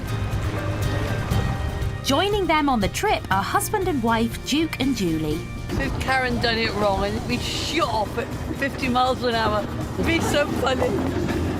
But before the sun sets, Matt and Karen are keen to give this couple a taste of their most popular water sport gizmo, the subwing, which allows passengers to be towed underwater, creating a dolphin-like experience. We don't know anyone else who's doing it at the moment. It's possible, but we haven't heard of anyone else who's actually doing this on the northern Costa Blanca at the moment. And it's quickly becoming our most popular toy because anyone can do it. It's really easy and it's brilliant fun. You just make like a dolphin under the water. Make like a dolphin. Make like a dolphin. Looks fun. Challenge, something new, but it looks fun. And they've explained it to me, and they say it's not difficult, so we'll give it a blast. You never. What's the worst that can happen? Hang on, sandwich disclaimer form. While Duke is keen to give it a whirl, wife Julie is less certain. I'm worried about going under and will I be all right coming back up? It's just a coordination with me, I think. Are you prepared? I don't know. If I twist that one left, I'll go left. Yeah. Twist that one right, I'll go right. That's right. Remember, I love you, darling. The insurance isn't up to date. Working.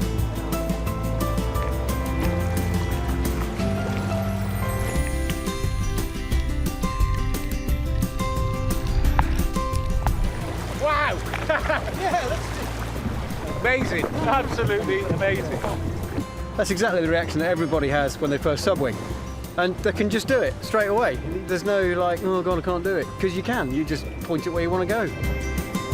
I'm just thinking, am I going to do it or not? I'll see. I'm thinking about the money I might spend if he doesn't come back.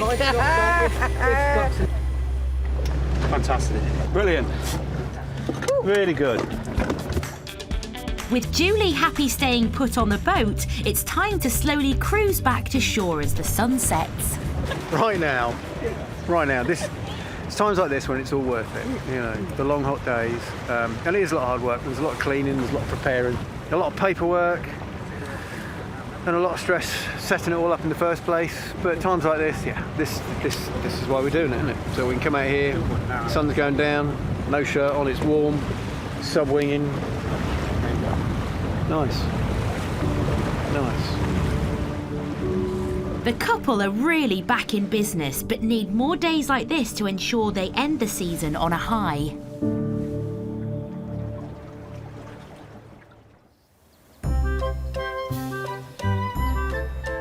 The Dordogne. At La Colombière Gîtes, a large group of French guests are nearing the end of their week-long self-catering stay, whilst its owners, Richard and Eileen, have been joined by visiting daughter Stephanie. This is our first picnic. Together with workaway Richard Norris, they've walked to the banks of the Dordogne River for lunch, and it's the first time Stephanie experiences her parents' new life. It's very special to be sat here in the sunshine with Stephanie. Having our picnic. Yeah, we wouldn't have thought it probably even this time last year, would we? Being able to relax outdoors on their lunch break was one of Richard and Eileen's dreams, and it looks like it's coming true. It's been brilliant. Afternoon in the sun has been absolutely marvellous. And this is why we moved to France, wasn't it, really? It was. To do this. The next day, and it's back to work with a bang for Richard and Eileen. Well, I've got a list here for Richard and Stephanie, so they know how to start off this morning. Strip beds as they go around, bring the towels out, and they've got a blue bag for the bed linen and a blue bag for the towels. Today, the family of 16 French guests are ready to check out. I'm going to get confused if there's two blue bags. I won't know which blue bag to put them in. After working so hard to get their business up and running, Eileen and Richard are hoping for some good feedback. So yeah, the next couple of hours will be hopefully, will be quite revealing and positive. What you want is positive critiquing is basically what you want. That's what we're looking for. You know, human nature is people will say, you know, yes, it's been a lovely place, but then actually go away and think, God, I'm not going back to that place again. So they won't actually tell you. But if you approach it in the it in the right way and say, you know, hope you enjoyed it, you know, is there any sort of hints, tips? To make sure nothing gets lost in translation, the couple have once again called on the services of interpreter Paul to pass on the guests' thoughts. Overall, fantastic. Had a very nice week. She said the house, everything lovely, even the bedding, very good. C'est toutes les petites attentions qui sont super. Right, and she says they really don't find that in the other places they've rented. They've not found that, and they say that's really much appreciated. But it turns out there was one petit problème. Les beds, c'est en quoi? Scolopon. Ouais. C'est un peu long comme ça, il y a plein de pattes et 2 grandes antennes. Oh, it's the centipedes. Really? Centipedes or millipedes. Loads of them. Just last night, there were some uninvited guests in one of the rooms. Ah, les petites bêtes partout. They had a lot of problems with insects in the bedrooms at the back there, where the children were sleeping. They were in the beams. And, no. She's saying it wasn't a problem, but she said she wanted feedback. As the group leaves, it's reflection time for Richard and Eileen. Apparently it was centipedes and millipedes all over the walls last night in that bottom room. They're probably only there for one night. Well, they've probably just they've just come out. They said it was only one night. Yeah. They've been in there several nights, so it could be that they've just hatched and come out. Yeah. But what you want to do is possibly put a treatment on the wall. Go to Tridom or Bricolage and just ask if there's any treatment that you can just, so the stone doesn't encourage any more of it to happen again. They've left things beautifully. Yeah, clean, tight, And I mean the feedback is all really very positive. So a good start, but they need to sort that minor insect issue before the arrival of their next guests. Can Richard and Eileen put things right?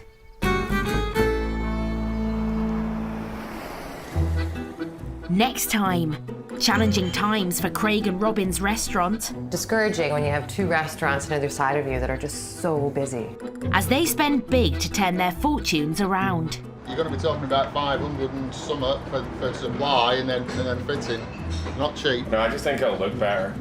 Richard and Eileen prepare to welcome a full house. She's like the conductor of an orchestra. But will the facilities let them down? On the stairs and on the left, it smelled a little not good. The bathroom, the toilets. And a couple falls in love with inland Spain. I walked in here and I said, this is absolutely going to be my house. But are their renovation dreams a bit too ambitious? This ain't going to be finished for mid-June. No, it's got to be finished.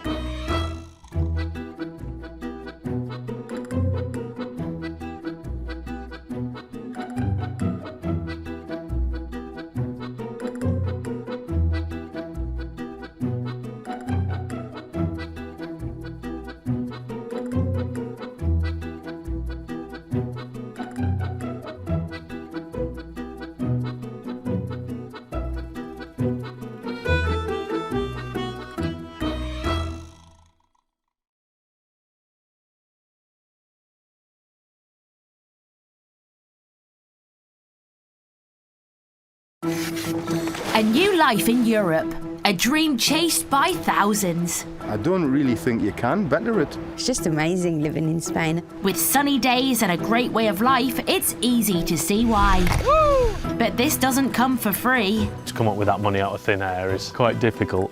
So to fund this life, oh my God, expats are setting sail. He's out, he's gone.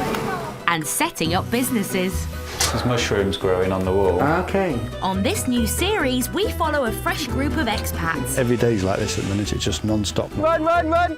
Launching paragliding and restaurants in Spain. I think there's a future in this for us. B&Bs and villas in France. Look at that, like a Ferrari toilet.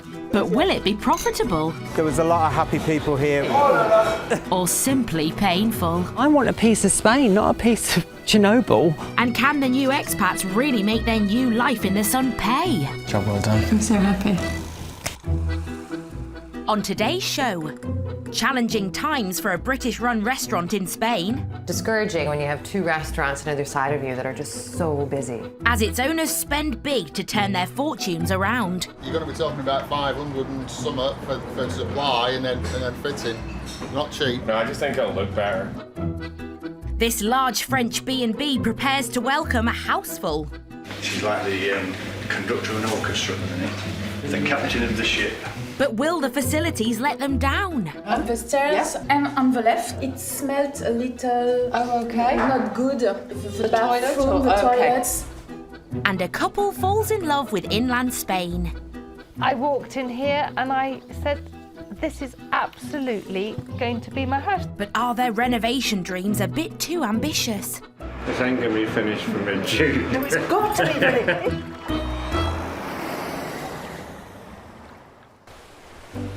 The Costa del Sol, a prime destination for expats looking to start a new life.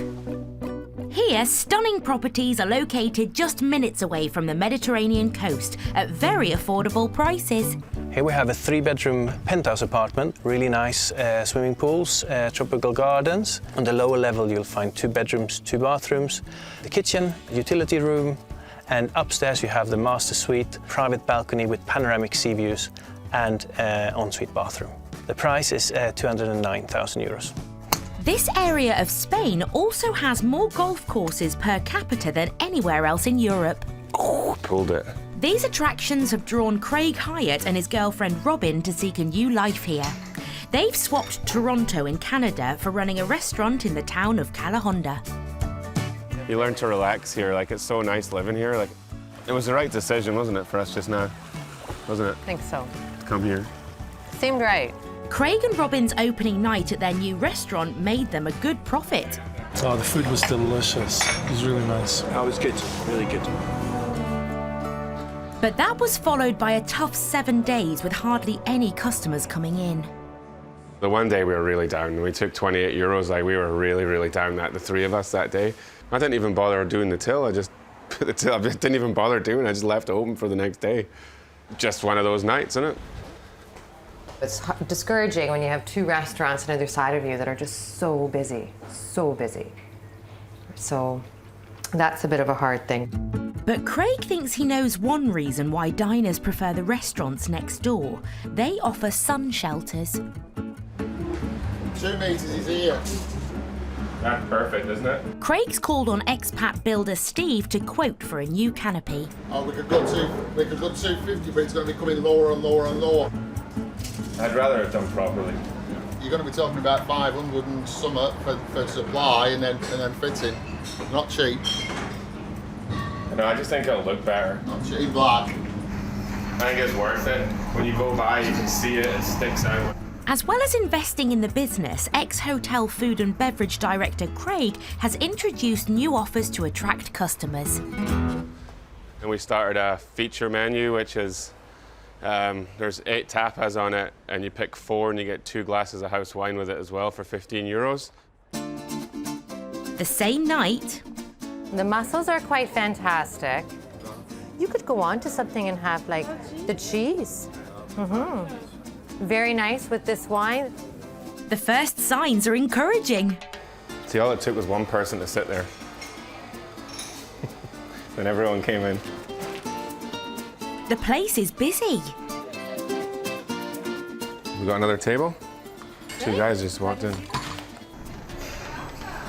That's the Swedish lot. I think they're Swedish that were in the other night. They spent a lot of money last time. So Chef Yves has his hands full now. We'll use that one next. Yeah? Meatballs, yeah, ready to go. The plan is to get Eve a helper. Someone that can do the dishes and like do like the bits and pieces that I do, like the cold stuff, and like I plate up some of the plates for him, and then all he has to do is drop the hot food on it. That's the plan. It's just it's too inconsistent right now. I can't really afford to hire another body. Without that extra pair of hands, is the kitchen still producing the top-notch food Craig set out to serve? It's excellent value, superb food. They've paid attention to detail, and we like their kind of food. And very good quality wine. They're very welcoming as well, aren't they? Very welcoming. We hope to eat here again this week because it's so value for money. Cheers. As darkness falls, business continues to be brisk. It's a very busy night. I'm melting. In the best of ways, though. This is what we wanted, and I want it to be like this every night, but unless I get it perfect outside, then it won't be like this. People won't come back. But I'm trying my best. But Craig and Robin need many more nights like this to make the place a going concern. How will the rest of the season pan out?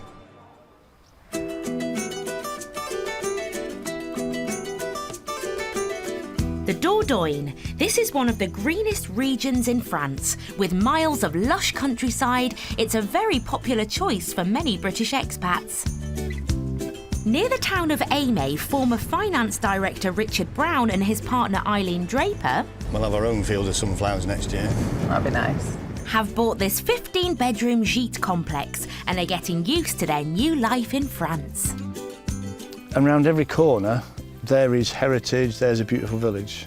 There's a cafe, there's French life, there's a village fete. Round every corner that was going on, wasn't it? I thought, that would be a very, very pleasant life to go and lead. They've just said goodbye to their latest set of guests, but they need to sort out a problem they have reported. They had a lot of problems with insects in the bedrooms at the back there, where the children were sleeping. They were in the beams. Richard and Eileen monitored the room, but haven't seen any centipedes since. And they're confident they're free of insects, in time for the next French guests. It's a beautiful place, with a lot of space, it's quiet. I think we'll spend 3 very good days.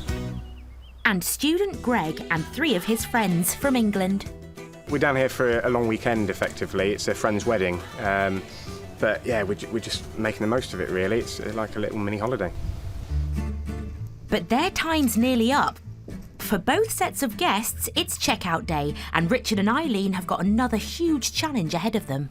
Our first big changeover. So the French family that are in there at the moment, hopefully will check out. Then we've got to get it ready for the 18 guests that will arrive this afternoon. So it's just about cleaning bathrooms, changing beds and just sorting the gîte out. It's another big booking, and it'll be a race against time to finish. Fortunately, Richard's daughter Steph is still here to help. Would you just iron me a single sheet and pillowcase? And his eldest daughter Sophie and her husband arrived this morning. So I've got 2 daughters, a son-in-law, myself and Eileen, and maybe Rich the workaway may get stuck in as well. So it will certainly take a bit of the stress off. So warm in here. Perfect. But a host of helpers doesn't solve every problem. We are a sheet short that's on the line. So hopefully the sunshine, it'll be all right. No, frantic. More frantic than like the first week. You've got like a very short period of time to get it done and you know, done to the standard that you want it in. Fortunately, Eileen has taken charge of organising the changeover schedule. She's like the conductor of an orchestra at the minute, the captain of the ship. So just doing the final few sweep ups now, then we're done. Everyone's worked hard, got it all done. It's good. But before their new guests arrive, Richard and Eileen need to say their goodbyes and get feedback from their current set of guests. Bonjour. How are you doing? Bonjour. Very well. How are you? Fine, thanks. Good. Brilliant. So have you enjoyed your stay? Yeah, loved it. We're definitely going to come back next year. I think we're going to make an annual thing, really. It's just been just what we're looking for, a great, relaxing long weekend. But it turns out that there is a problem with one of the rooms. It was in the room, on the stairs, and on the left. Yeah. It smelled a little. Oh, okay. Not good. I think Okay. it's the bathroom, the toilets. They say that there is a little smell. Okay. I think it's la fosse septique. Maybe. Maybe. It will be. This is not good news. The wastewater at La Colombière isn't connected to the mains, and it rests in a septic tank, or fosse septique in French. And it's producing some very unpleasant aromas. Oh yes, we're going to have to get some stuff down the fosse, I think. Sometimes just from the fosse you just get you know, the backwash, the smell in the fosse. I mean, it does happen when you got fosse septiques. With new guests almost upon them, Richard needs a quick fix. It's just a matter, you know, you buy granules that help the organic stuff. That's what you have to do. That's what you have to do when you've got a fosse septique. Where's the granules? Are they in the in our house? Yes, they're on. Well, they usually are. Right, okay. But it seems like the smell hasn't brought bad reviews. I'm going to write something very good for Hélène. Yes, very good time. Okay, cheers, take care, thank you, and thanks. Cheers, bye. And they're ready just in time for their big booking. Will the rest of the summer bring any more problems for Richard and Eileen? Well done, sweetheart. Well done, you. Yeah, well done, you.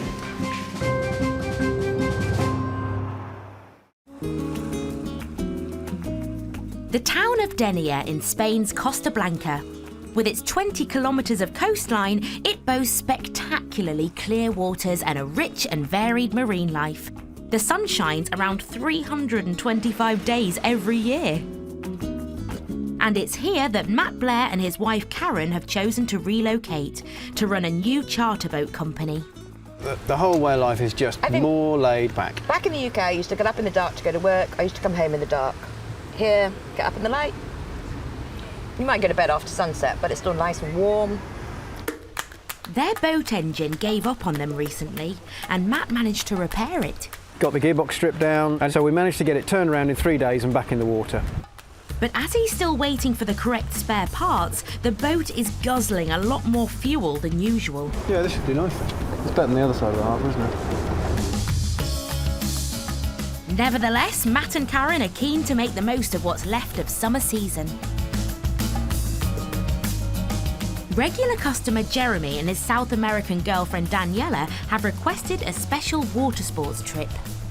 Just been out on the water, getting away from civilization. It's nice, just forget about everything and enjoy yourself. First up, Matt and Karen have scheduled in some wakeboarding in an open stretch of water just outside the port. The aim is to actually get up out of the water and stay on top of the water. And some people make it look really easy. First to try is commercial diver Jeremy. Well, Jeremy, I'm already going to put you on a shorter line so that you can play with the wake. Put it on a longer line. You'll be fine. This is only the second time in his life that Jeremy's tried wakeboarding, and the last time was a while ago.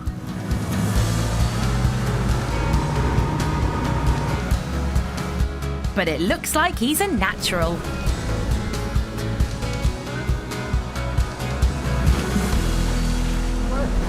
Súper bien, súper bien. Well, second time in a long time. Too long. He is just super good at everything. Oh, it's brilliant fun. It's lovely just surfing on the water. Skating on the water, rather. But now instructor Matt's got his work cut out with Jeremy's girlfriend Daniela. The board will be in the water in front of you, como este. All right? Not only has she never wakeboarded before in her life, but there's also a bit of a language barrier. Now the board wants to be like that. Encogido, vale. Yeah. ¿Y stand up? Not really, more like this. Ah, okay. Okay. Así. Yeah, so you're kind of floating around like this. Okay. Time to see if Matt's Spanglish lessons paid off. Hopefully she can pick it up from a bit of the skills from snowboarding. But I know Matt says it's very different, but hopefully there's a bit of something there.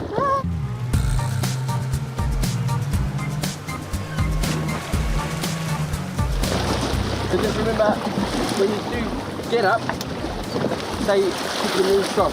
Okay. Vamos a ver, a empezar de nuevo. Here we go.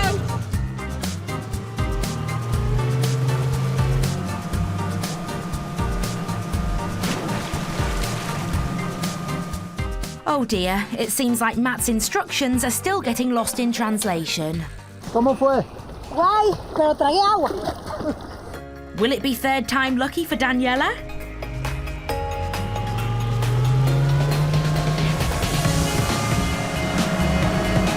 Yeah, first timer, she's up. It's brilliant. Is that a bit of a that's my girl feeling, Jeremy? Finally, a good run for Matt and Karen's latest customer. Espérame. Sí, se ve.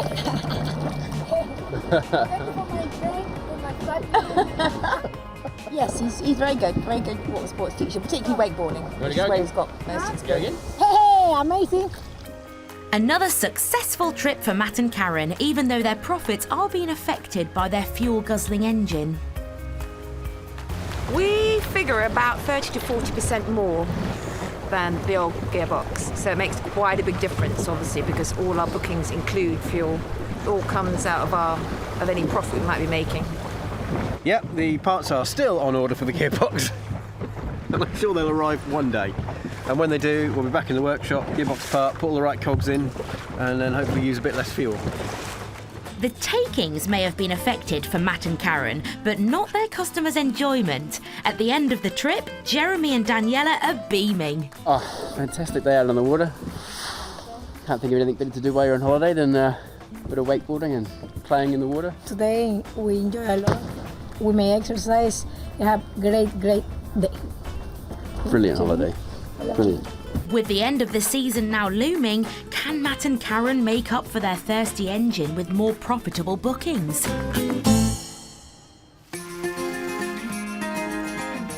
Jaén province in southern Spain, the gateway to Andalusia.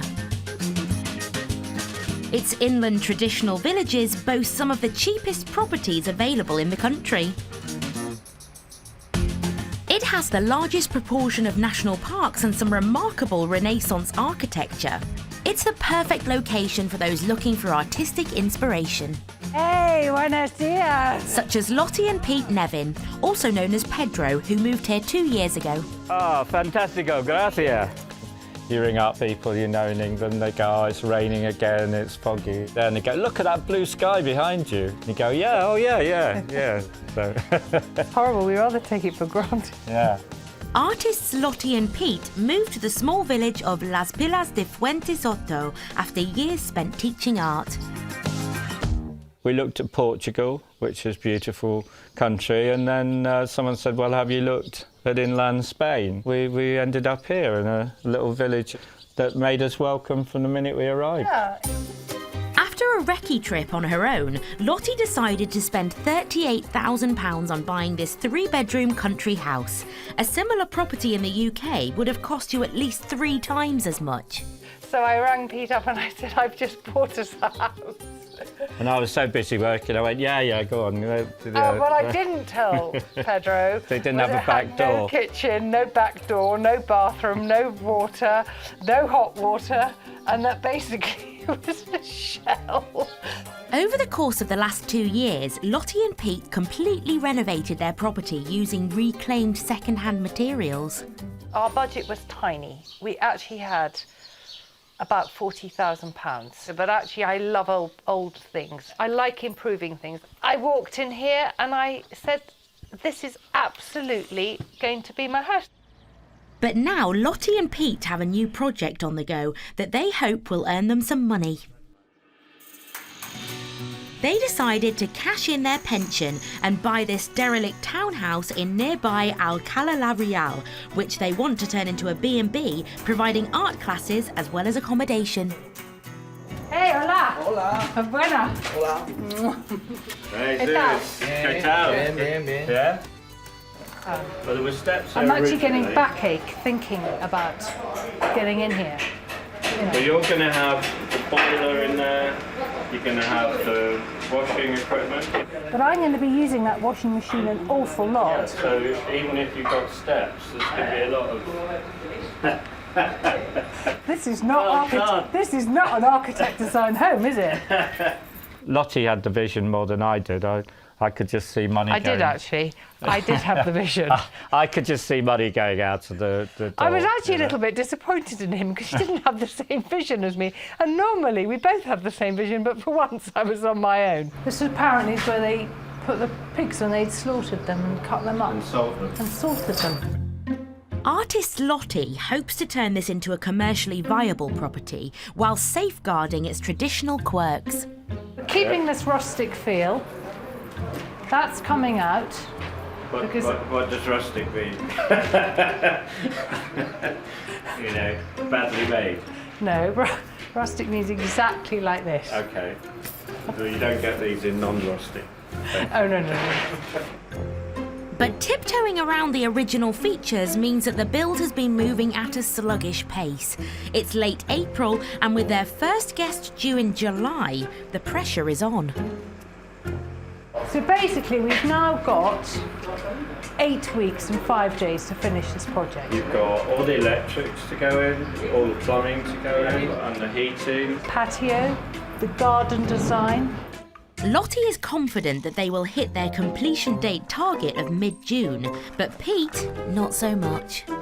Lottie, this ain't going to be finished for mid-June. No, it's got to be finished. It's got to be finished because we've got people coming in July. I know, but We've got there's guests. a lot of We've work. got guests paying good money It's a coming lot in of July, work. so we have to have this finished. Yeah, I know, but that's a lot of work. That's a lot of plumbing. Bring it on. Come on, we're going to So do you're it. optimistic. We're I'm going a to get little this bit show more on the sanguine road. about it. I think it's going to take a bit longer. With lots to do and very little time, will Pete and Lottie manage to host their first paying guests in their new property?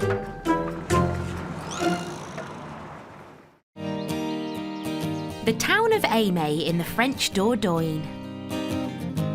It's now July and an incredibly busy time for Richard Draper and Eileen Brown and their gîte complex La Colombière. We've got 18 in the big sheet, and then we've got another 8 arriving later on in the week. I just feel stressed because the house is a tip because we've had people here continually for the past 3 weeks, so it takes a bit of keeping on top of as well as all the sheets. I'd like to get everywhere clean and tidy. Whether we achieve it, I don't know. Following some feedback about a foul-smelling loo from their previous guests, Richard has been fighting against a stinky septic tank. But it seems the problem is finally sorted. We spent a very enjoyable trip in the Dordogne. The house is beautiful. We enjoy the swimming pool and the outside area. Eileen is very nice. What about Richard? Thanks a lot. But right in the middle of the season, Richard and Eileen are about to receive 3 more important visitors. Later on this afternoon, Richard's mum and 2 sisters are coming. There's a few hours before her ladyship arrives. I mean, that's the first time she's seen it. So nobody's failed to be wowed yet. But after vowing 40 years ago that she'd never come to France, Richard's mum Helen, who's 84, promises to be a particularly tricky customer. I think she fell out with the French when they banned our lamb.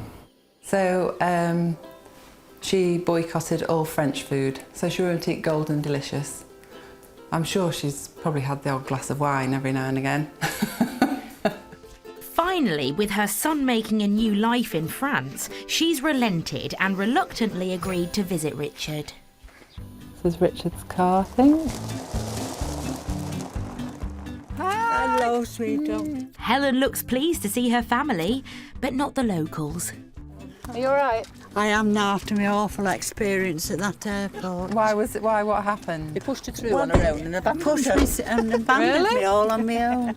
And I didn't know nobody, and it was so frightening. I just burst into tears. Oh. She had this French person in alarm lock. Let me through. Whoops. So Helen wasn't a fan of Bergerac Airport. Let's hope she will like her son's new home at least. Cheers. Cheers. Cheers. Welcome to La Colombière. Where am I going now? We're going for a swim. There you go. There's the pool. Helen's not exactly a Francophile, but after seeing La Colombière, it sounds like she might be changing her mind. It's absolutely gorgeous, and can't blame him coming here, can you? Absolutely beautiful. I think they've done the best thing he could have done, definitely. And after imposing a 40-year-long ban on family holidays to France, there's another emotional reason for Helen's trip. I'm going to sort of scatter my dad's ashes. My dad sort of, he was quite a linguist actually, but never really pursued his dream. My mother refused to come to France, so my dad never got to France. Well, we refused to have our lambs. The family have chosen a pretty spot in Richard and Eileen's 19 acres of land for his father's final resting place. Now don't forget the wind's blowing that way, so don't chuck it that way, else you get a mouthful. You'll get a mouthful of Dad. Who wants handful?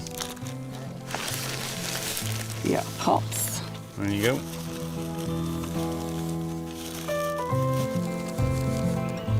I've got no words to say other than you would have loved it here, and welcome to France. Bye, darling. There we go. He always wanted to He always wants to come to France, and now you're here. Au revoir and a bientôt. Well, hopefully not too a bientôt. I'd have loved my dad to have come out here. Well, we all would, wouldn't we? You know, he really would have loved it. He would have loved to come to France. His mother wouldn't let him come to France, but he would have loved to have come to France. So he's here now. So he's in his own little bit of France. So yeah, special moment. And Helen's finally won over with Richard's move to France.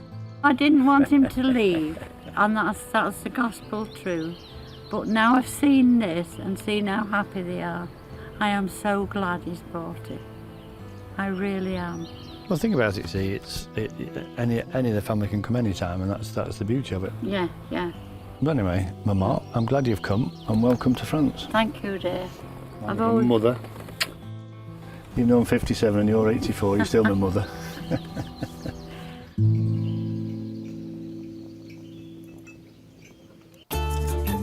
Jaén province in southern Spain. The area of Alcalá la Real has become the new home of husband and wife Pete and Lottie Nevin. It's fantastic. Today's the sun is shining. It's glorious. And you know, you can count on tomorrow being sunny. Alongside their art lessons and painting, Lottie and Pete have embarked on a massive project this summer, transforming a medieval townhouse into a bed and breakfast, where they hope to run art classes as well as hosting guests. It's Mata Grande, yeah? But 6 months into their renovations and just 8 weeks before their planned opening, they've received some very bad news. The house's main staircase collapsed overnight, bringing down a portion of the ceiling. I heard my phone go ping and there was a message from Pete and there were some photos. And he said, "What did you think about the collapsed stairs?" And I said, "What?" It would have been a bit of a surprise, really, wasn't it? Because they both collapsed. It wasn't just the one downstairs, but the one leading to the room at the top. Simultaneous collapse. Yeah. Kiko, es problema aquí structure. Ah! It looks like some kind of straw or sort of hamster belly, doesn't it? Lottie and Pete had been trying to preserve the quirky original features of the house, but it turns out that much of it was built using just rubble and straw.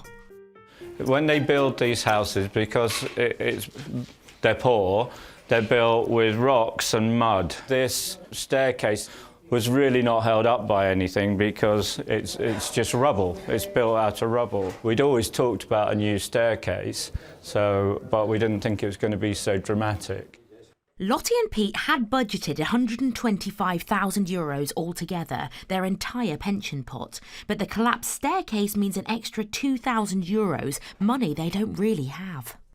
We did budget for a new stairs, but what we didn't budget for was to deconstruct. So I was going to build on what was there. They might have lost a staircase and a large chunk of cash, but fortunately they haven't lost their sense of humour.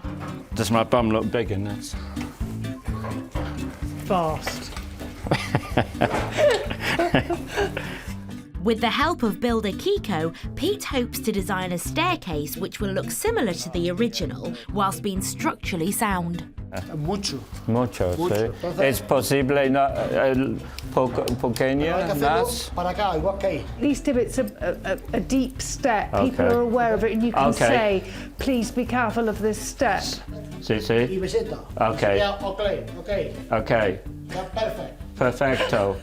Good. Ped seems to do okay with his Spanish, doesn't he, with Kiko? It's amazing, just a few words, but I hope he understands.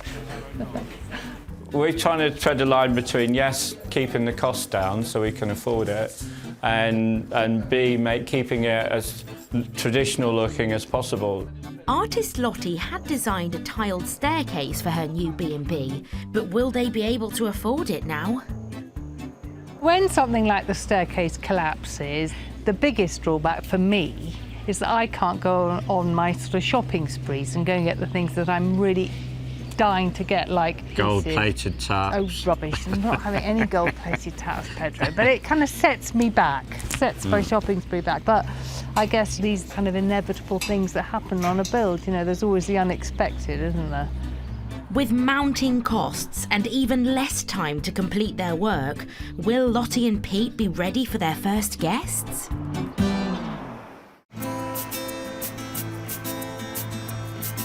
the Costa del Sol, and in Cala Honda, it's been a time of change at Craig and Robin's newly opened tapas restaurant cum wine shop. That's lovely now, because that draft now, I mean, you can go out a bit further there, so you got these tables here and here. You're right, so now we have 4 shaded tables plus the umbrella. People come to Spain to be in the sun, but then they want to be out of the sun. The canopy cost Craig and Robin around €800, but they're hoping it will lure in more customers. I think that looks really nice. Looks really nice. Like, makes a huge difference. It does, doesn't it? And the couple now have smart new uniforms, courtesy of Robin's parents. Her stepdad, Neil, that's their business at home, Sandra's and Neil's business. So they made us some T-shirts, so they had some ladies' fit golf shirts. Business has continued to be hit and miss in the weeks since opening. Last night being a particularly bad one. We had maybe 4 people come in, and that was a bit of a letdown. It's kind of discouraging. Despite the ups and downs, Craig has once again decided to make an investment and hire a new member of staff, kitchen hand Saffron, who will help Chef Eve. We're working pretty well together, so that's always a bonus. She starts at 7 till 11. The brave decision to hire Saffron will cost Craig and Robin a couple of €100 a week, but they think it will allow them to concentrate on paying more attention to the customers. Feels like we have more of a routine and a system and working out the kinks. And so I'm actually kind of happy that we're not super busy, because then we can perfect our service. 4 weeks later, and it looks like all of Craig's investments have paid off. Of course. The place is heaving. We are very busy. Unexpectedly so. It's nice. It's full house on the terrace right now. But there's an added challenge for Craig and Robin. His dad Steve and stepmom Alison, who run their own restaurant, are among tonight's customers. Well, we're waiting for our friends to join us tonight, so we thought we'd come to Tapavino because they're not long open, and obviously we want to support the family. We normally just finish at the end of the night, and then we pop in and have a drink at the end of the evening. Yeah. And we don't want him to feel as if we're like checking in every Monday. You know. He thinks we criticise and if we come too often. But Craig's not too pleased about having his award-winning chef dad among his customers on this busy night. What's wrong? Sitting there watching every move. Oh, I know. I'm going to say something. Don't say anything. Just stop it. We can handle this. They already picked out where they would sit. They already knew, so they could watch the whole thing. They already knew. Like, it's so predictable. Okay, well, we have to focus on this now. The prawn chorizo to table 7, please. We don't suggest anything anymore. We just wait till he sort of wants to know. With Steve and Alison to serve, as well as a full terrace, can Craig and Robin keep their cool? Welcome to Tapavino, my wee boy's place. This is lovely. This is lovely, isn't it? Robin, can you go and get those ladies drinks? Please, they're just waiting. In the kitchen, Chef Eve gets to work on Steve and Alison's order of king prawns, ably assisted by Saffron. But will it please the pros? So that does you say the head. That's where the flavour is. The most expensive prawns in Spain, the Spanish eat not for the meat, but for the what flavours in the heads. Beautiful. They're happy so far, but Craig wants to make sure they stay that way. Robin, what food is my dad and that waiting for? Scotch egg, the Spanish egg, and I think that's it. Okay. At the end of the night, it looks like Craig and Robin's punters are happy. It's just a lovely, relaxed atmosphere with food that's just that bit above a lot of the others. We'll be back. First time here, very nice. It's everything they put in front of me, which is a first for me. But we'll definitely come here again, definitely. With all the other diners full of praise, as Steve and Alison's table receive their final dish. These are Scotch eggs. Spanish Scotch, eh? Pudding. Are they equally impressed? That's amazing. That's lovely. Lovely. It's lovely. Oh, nice. Beautiful. Really nice. Really nice. Delicious. Yeah. Oh, we're really proud of what we've achieved, aren't we? Yeah, both of them have done so well. They really have done so well in quite a short space of time. And they will do well. And with the ringing of the till still in his ears, Craig's a happy man. The number of tables we did was 1, 2, 3, 4, 5, 6, 7, 8, 9, 10, 11 tables tonight. We've done as many tonight as almost the whole of last week. But they're going to need many more nights like this to make up for the slow start of the year.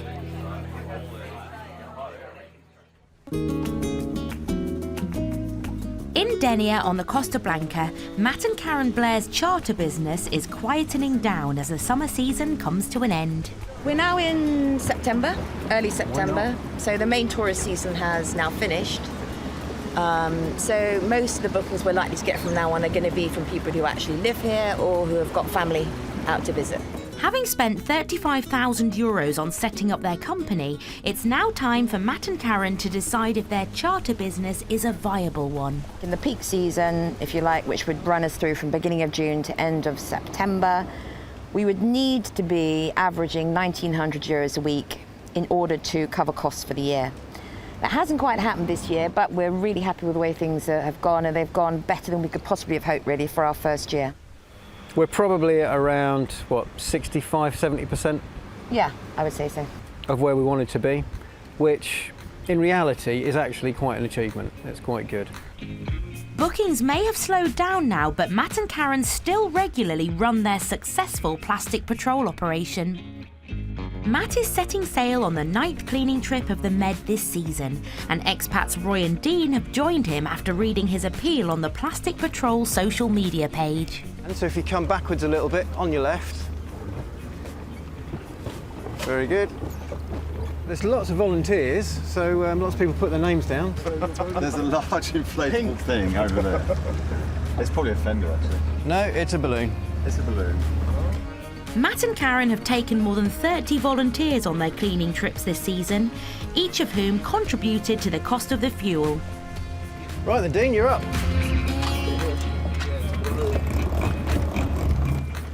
Great. Good job. As Matt motors along the coast, Tin can. Oh, it's full of pebbles.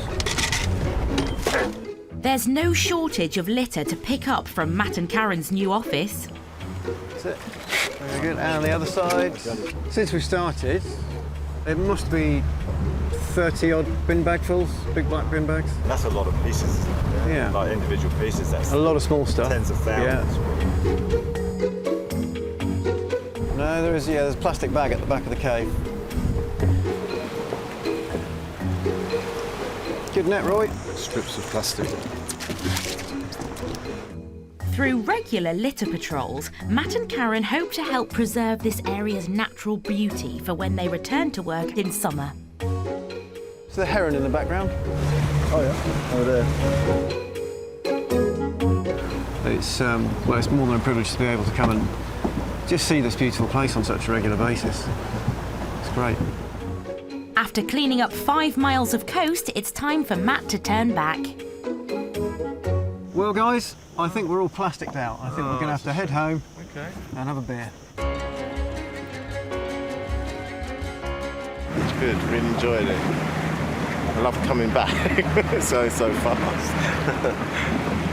And it seems, as a result of today, Matt and Karen might have got themselves a new booking. Well, we've got friends coming over from Australia. It'd be great to take a group out and just get Matt to take us into all the caves and to do some snorkeling and just have a lot of fun on the boat. I wasn't aware of his business until I did this, but now I've sort of been out with him, I would choose to use his services. Great news for Karen and Matt. And there's more. Even though they haven't received the spare parts for the engine yet, Matt has been offered a job repairing engines in the boatyard, which will supplement the couple's income during the quiet winter months and set them up for the next summer season. Plans for next year, get a second boat. No. Plans for next year is to Develop the business. yeah, develop on what we've already done this year and keep doing it well and refine it and do it even better. Hopefully have a good season, get some more money behind us so that year 3 we can definitely get a second boat up and running. And after spending the season taking out customers, it's time for the couple to enjoy their new life and all it has to offer. When you get days like this, we can come out and enjoy the boat ourselves. How lucky we are to have all this around us. Fantastic.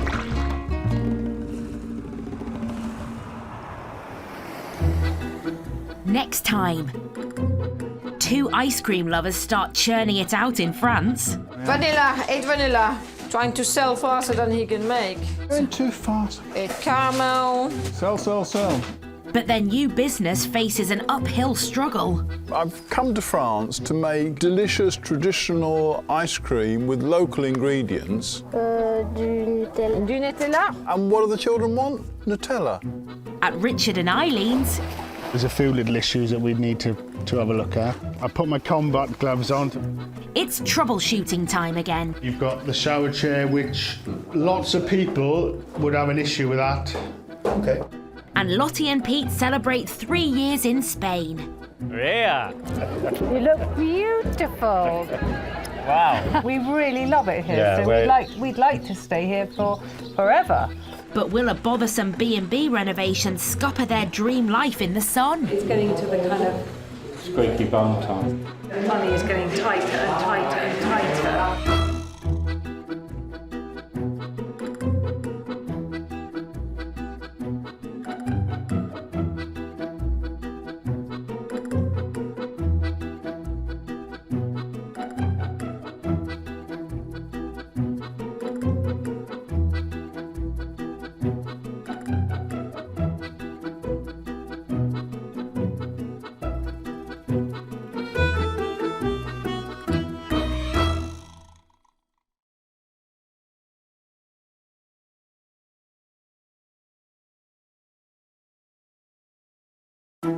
Every year, thousands of Brits leave the UK in search of a dream in Europe. Look at that sunrise now, beautiful. I could almost die and go to heaven, and this is what it would be like. There's sunshine, scenery, and a great quality of life. But all this has to be paid for. Yes, we bought our house! So to fund the dream, This is part of our working day now. Brits are jumping in and starting up businesses. There's absolutely no way that we can host a wedding in this marquee. On this brand new series, we follow a fresh wave of expats. She's like a pregnant Hollywood star. Running B&Bs and boats in Spain. It's another day in the office. Vineyards and villas in France. One day you might be drinking that. But will they make it? Or break it? If we don't start getting bookings, it's going to be a bit of a problem. It's going to be intense. And will these new expats find happiness in the sun? This could be a new life in the sun for us. On today's show, 2 ice cream lovers start churning it out in France. Vanilla, 8 vanilla. Trying to sell faster than he can make. Going too fast. 8 caramel. Sell. But their new business faces an uphill struggle. I've come to France to make delicious traditional ice cream with local ingredients. Du Nutella. And what do the children want? Nutella. At this French gîte complex, There's a few little issues that we need to have a look at. I put my combat gloves on. it's troubleshooting time for the rookie British owner. You've got the shower chair, which lots of people would have an issue with that. Okay. And the couple celebrating their first 3 years in Spain. Yeah. You look beautiful. Wow. We really love it here, Yeah, so we'd like to stay here for forever. But will a bothersome B&B renovation scupper their dream life in the sun? It's getting to the kind of Squeaky bum time. the money is getting tighter and tighter and tighter.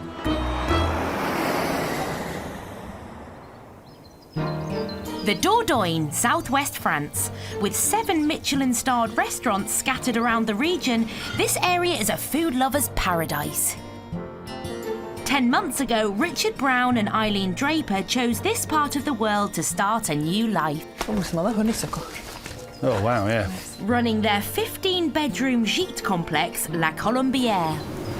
Would I be rather doing this at 8 o'clock in the morning or sat on the M6 in a big queue? Tough one, that. It's fully booked now all the way through till the second week in September. We were quite surprised at how many bookings we've had so far this year, and hopefully we will still get more. Richard and Eileen had a few niggles to solve at the start of the season, including a smelly septic tank. But their troubleshooting meant they still managed to have many satisfied customers. We spent a very enjoyable trip in the Dordogne. The house is beautiful. We enjoy the swimming pool and the outside area. Right, you coming to the pool then, Jess? Yeah. Right, let's go then. And their latest guests seem to be settling in nicely too. Andrew and his large extended family have booked the main gîte for a fortnight. You going in, Cormac? Oh, it's fantastic. Look at the surroundings, the weather's fantastic. So we're having a great time. What's it upon me? During renovations, Richard and Eileen ensured there were disabled features at the gîte. It seems that this decision is paying off. It has attracted people this year. You know, I think it's important to Eileen and I that we build on what we've got and able to offer that sort of access for people. But not all of this 19th century house was built with wheelchair access in mind. And at the end of his stay, Andrew has some constructive criticism for Richard. There's a few little issues that we need to have a look at. Have you got a couple of minutes then just to sort of walk through sort of your issues? That'd be great. Yeah. Bro. I put my combat gloves on to push, so... As they head back to the house, guest Andrew points out his first concern. So they've got rid of some of the gravel and made a little pathway. Yeah. Which has worked well, but again, I'm not sure that I'd recommend it for other wheelchair users. And this little lip as well. I have to jump over it, which I'm quite capable of doing, but maybe others may not be able to do that. Inside, Andrew also thinks the disabled access bathroom requires improvement. You've got the shower chair. Lots of people would have an issue with that. Would you get a seat? A drop for down you to seat, drop down there? Or, well, maybe a bit lower, which comes off the Down wall. there, yeah. And then someone could slide onto it with the handles. The key, Richard, is people like to come away, have no hassles, be as independent as they possibly can and make sure that everything's in place for them to enjoy their holiday. Yeah. Excellent feedback. Some good tips and pointers there. Is it warm in there, Jess? Plenty of food for thought there. We do like to listen to our customers because, you know, they're our bread and butter. Without customers, we wouldn't be out here in France living the life. So, you know, it's important. And also some more work for Richard and Eileen. For us, it's a little bit of manual labour. And actually putting a path down to the pool is quite a big undertaking, actually, so it's not going to be resolved overnight. But hopefully in the autumn and over the winter, we'll address that. With yet another set of niggles to put right, Richard and Eileen's quest for perfection carries on.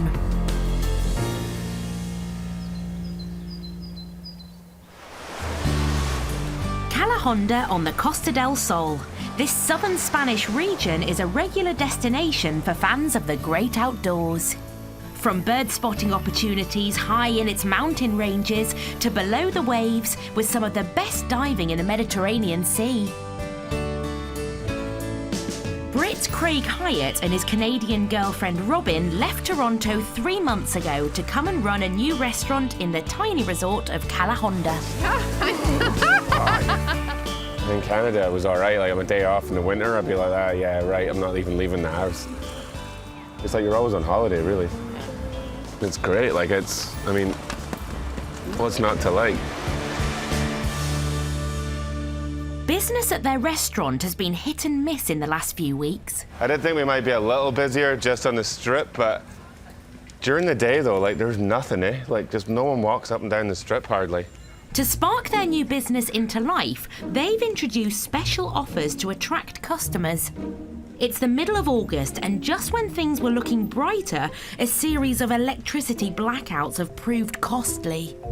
We had a party of 10 show up with children running wild, and all of a sudden, we're halfway through serving their meal, and the power just completely cut out, so we had nothing. We ended up losing a table of 8, and it was a birthday, so we felt really bad. The whole power went again. We probably ended up losing, in all, probably over 300 euros, which is, you know, if you think about it, it's a third of our rent in one day that we lost. It's Saturday night, and it's absolutely vital that the power supply doesn't fail, as tonight Robin's on her own. Craig's away. He went to Ireland for a wedding, so it's a one-woman show. So this is the first night that I've been on my own, but I'm a little bit nervous, I have to say. But trial and error, we'll see. We'll see how it goes.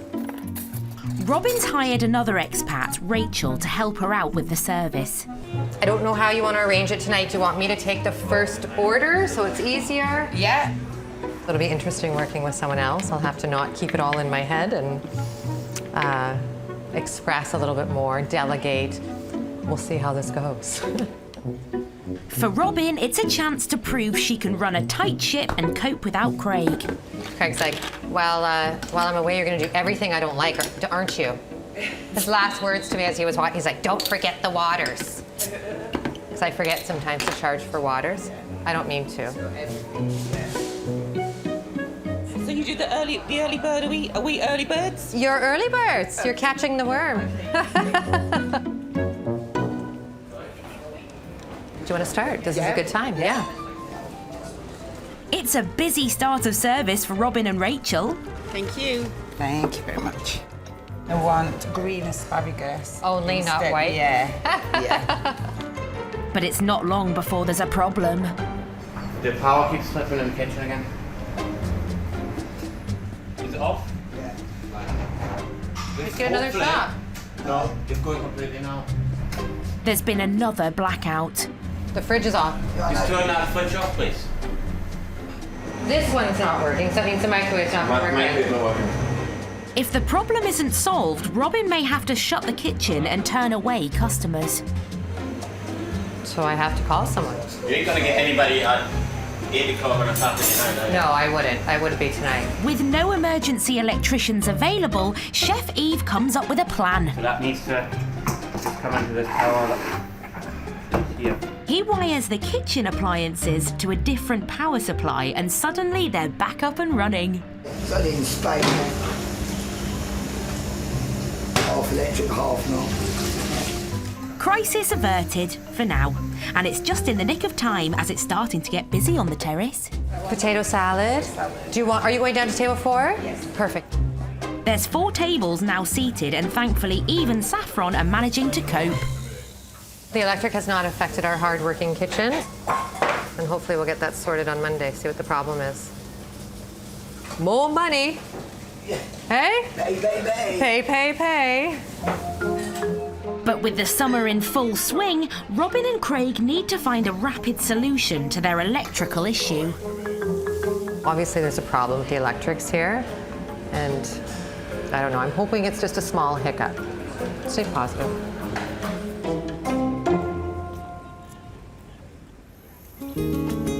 The province of Jaén, inland Spain. This region produces the largest quantity of olive oil in the country. It also boasts pretty villages where century-old traditions are still proudly practiced, like the yearly Fiesta de la Virgen de Fátima in the village of Las Pilas de Fuente Soto. Maria! You look beautiful. Wow. It's also the new home of artists Lottie and Pete Nevin from London. It's such a lovely part of the world, and we really love it here. Yeah, so right. we'd like to stay here for forever. As well as running art classes, Pete, also known as Pedro, and wife Lottie are turning an old townhouse in Alcalá la Real into a B&B. Kiko's very proud of this archway because we couldn't see that it was an archway, and so we'd taken everything down. But earlier in the week, the main staircase collapsed, and they're now trying to rebuild it at a cost of €2,000. I think you need it here. The collapse of the stairs also revealed the building was put together hundreds of years ago using rubble and straw. So this means even more costly repairs. Because you're going to come down and like, whoa! You will. Once you make a decision, yeah, there are moments where you think, was that a good decision or a bad decision? But you have to go through with it, else you're going to start cutting edges of things and it won't work.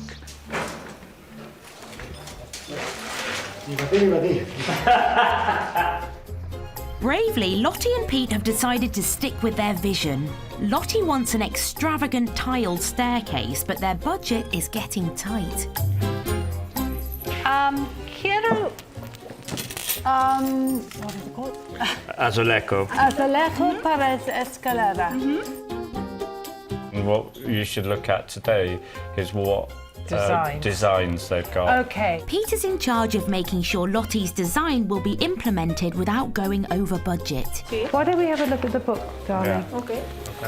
Pedro's having a lot of sleepless nights at the moment because what he's done, which I think is so sweet, he's actually hidden all the bills from me, and he just says, right, we have X left in the bank.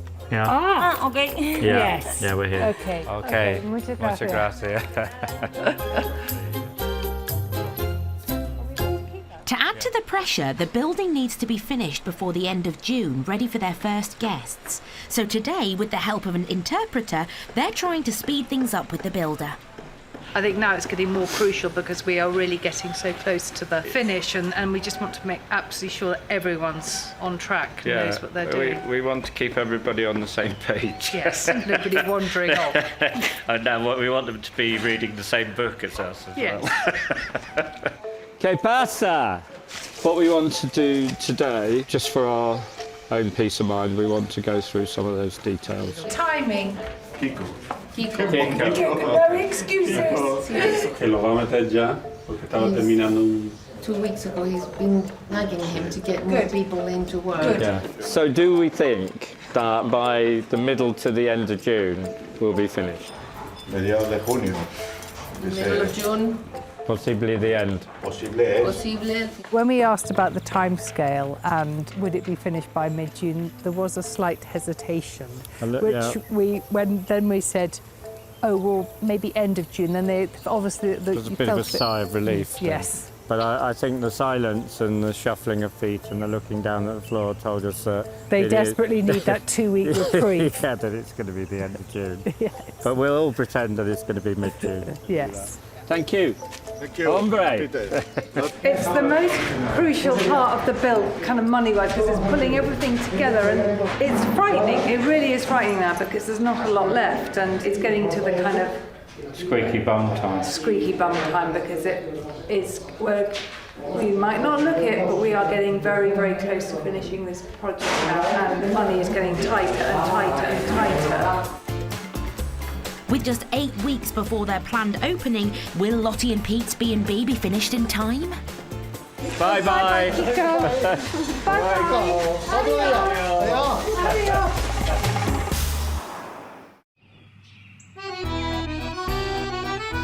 The small market town of Tivier in the north of the Dordogne boasts a beautiful medieval centre and 12th century church, and prides itself on its traditional regional foods.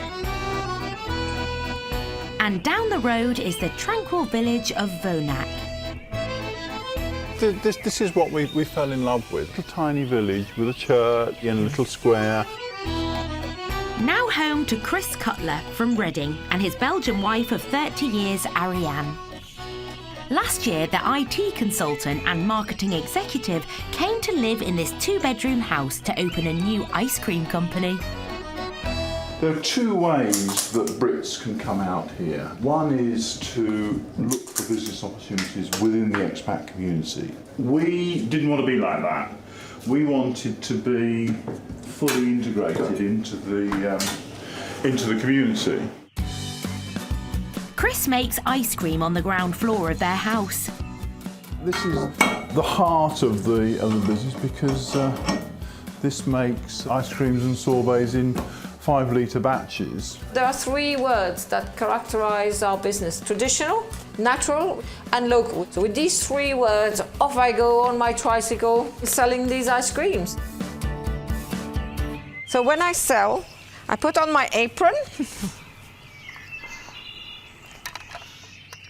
and I put on my hat, and then I stand by my tricycle, and then people know I'm the ice cream seller. As well as selling from her trike, Ariane has been trying to sell to local cafes. Je pense qu'il n'y a pas besoin qu'il fasse chaud pour en vendre. He's saying there's no need for it to be hot to sell these ice creams. And they've just started supplying 5 shops in the area too. So, an order: 8 caramel, 8 vanille, 5 fraises. Going too fast. Et crème. 6, 7. Right, after caramel. Come on, you're going too fast, Ariane. Vanilla, 8 vanilla. Trying to sell faster than he can make. Sell, sell, sell. The first season will be crucial for Chris and Ariane as they've invested €60,000 in starting up the business. So ex-marketing executive Ariane has decided to drum up some publicity. Okay, up. Yes, hi, good morning. Hi, we're almost there. She's hired in a camera crew to film an advert, a €250 investment which they hope will get their name out. They're coming to film and I need to get the trike out, the tricycle. Right, do you want me to help? Yes. Wait. Okay, go. Yeah? Here they come. Hold the bike. I'm holding the bike, dear. Yes, come on. Down more, that's it. Ah, my foot. Okay, that's it. Yeah. Got it. There. Easy peasy. Don't know what all the fuss is about. Expats Dara and Tony offer corporate filming at €250 a day, but Ariane thinks it'll be money well spent. We were delighted to move down to this wonderful little village and do what we love doing. Elles sont naturelles. On utilise des produits, des fruits locaux. Les framboises viennent de 7 km. Now for the action shots. That's the tricycle. Do you cycle with it or not? No. Don't, okay. No, would you like me to cycle? I will have to, because it's a... You could come downhill. Yeah, exactly. Huh? But then I can't stop. Oh, right, okay. Good luck, Ariane. It's okay to cycle on a very flat surface for a very short period, but not on hills like that. So I hope I don't fall over. See you later. Oh. With the huge freezer on the front, the tricycle is very unstable to ride and is normally just used as a static shop. Here we go.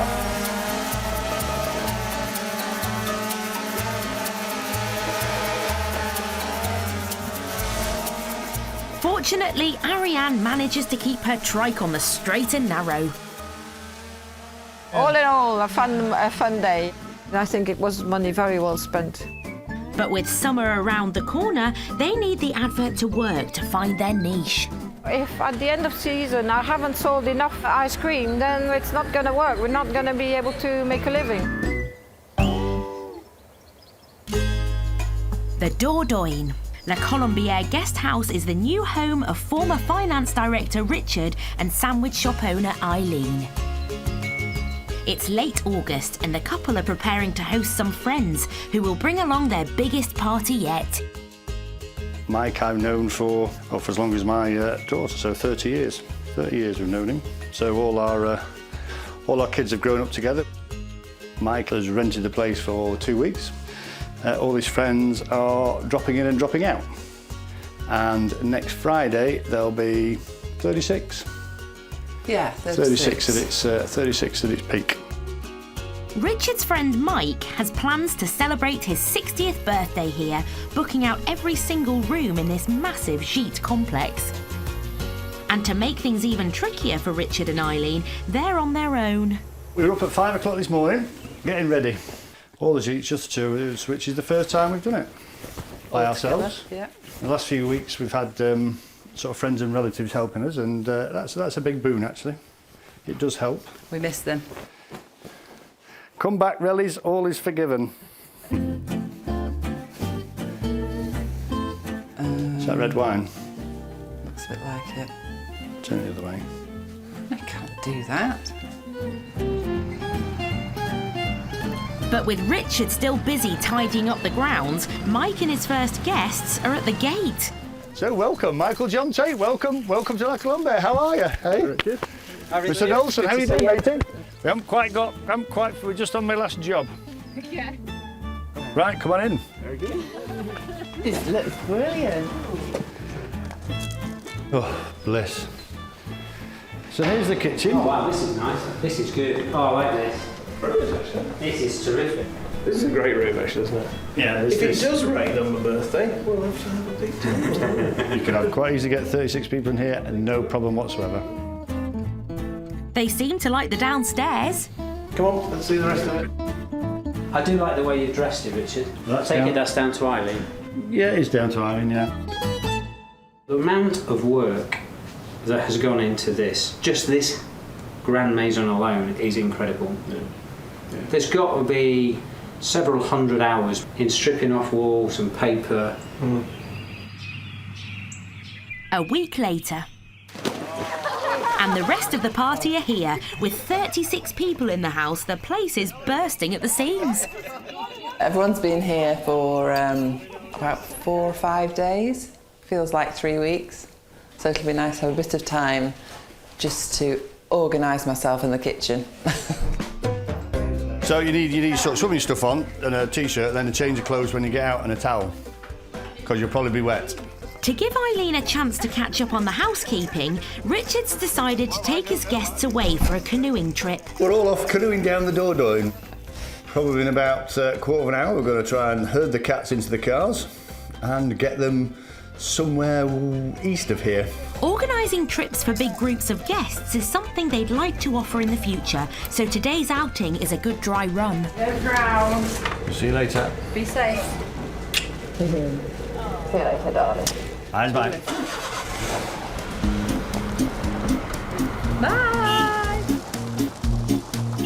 We're going to do beds now. See you later. The journey starts on the River Dordogne. Expert suntan rubber in area. Good job we know each other, isn't it, really? Absolutely. I actually put some suntan lotion on before I came, but I thought...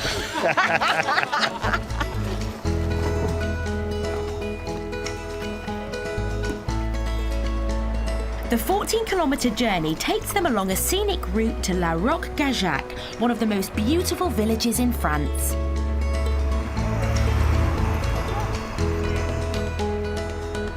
But has rookie tour guide Richard impressed his large party? Well, Richard's been a very good host. He always has been. He's that type of person. Everybody enjoys his company. Oh, absolutely fabulous. The views are wonderful. Not so good at the canoeing. I've just headbutted myself in the paddle and nearly locked myself out, so good fun. As they head home... We'll see you in Bordeaux. It's been a day to remember for birthday boy Mike. Everyone's had a great time. It's been great, but everyone's loved it. We've all had fun. Now goes to show that, you know, with the best will in the world, we can herd cats and get them here on time. Just about on time. It was just a beautiful day. An absolutely cracking day. But with a busy house for the next week and a huge birthday party to cater for, will Richard and Eileen pull off their biggest booking yet?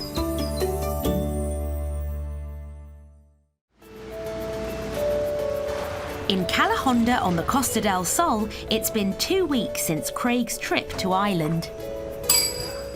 And no matter how hard he and Robin have tried to fight electrical gremlins at their new restaurant, they're still suffering from power cuts. We had an electrician even in the other day.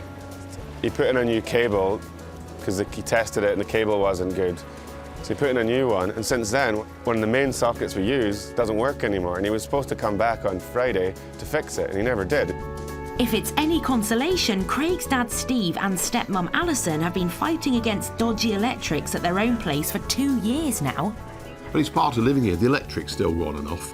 You phone an electrician and they say, no, we're not coming, it's your dishwasher, change your dishwasher. It's like, how do you know that?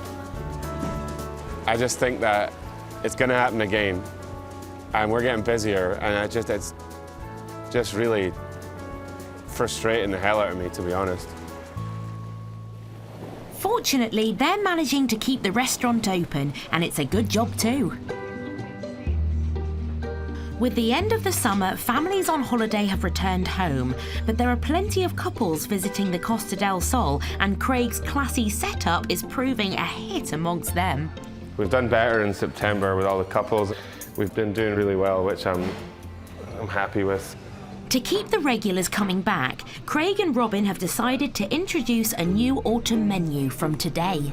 It's kind of exciting. It keeps it fresh, I suppose. We've got a new menu. Well, not a whole new menu, but 8 items or so. We've got ricotta pancetta fish cake, pimento pate with the jalapeno jelly, Chinese 5-spice marinated chicken with ginger through it.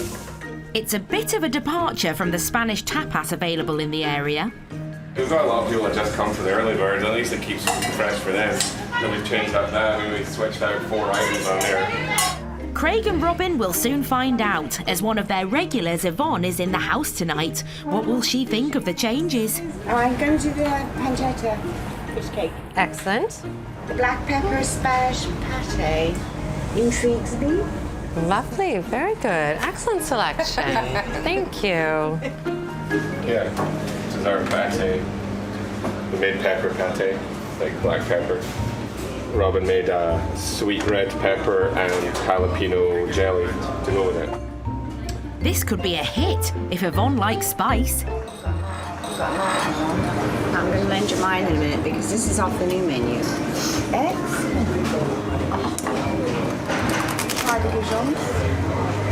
Whatever is in this jelly is divine.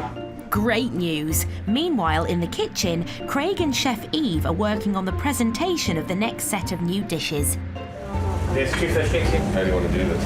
I thought about maybe going over it like that and then take that off. I don't know, maybe just a little swirl. Like that? I don't like that.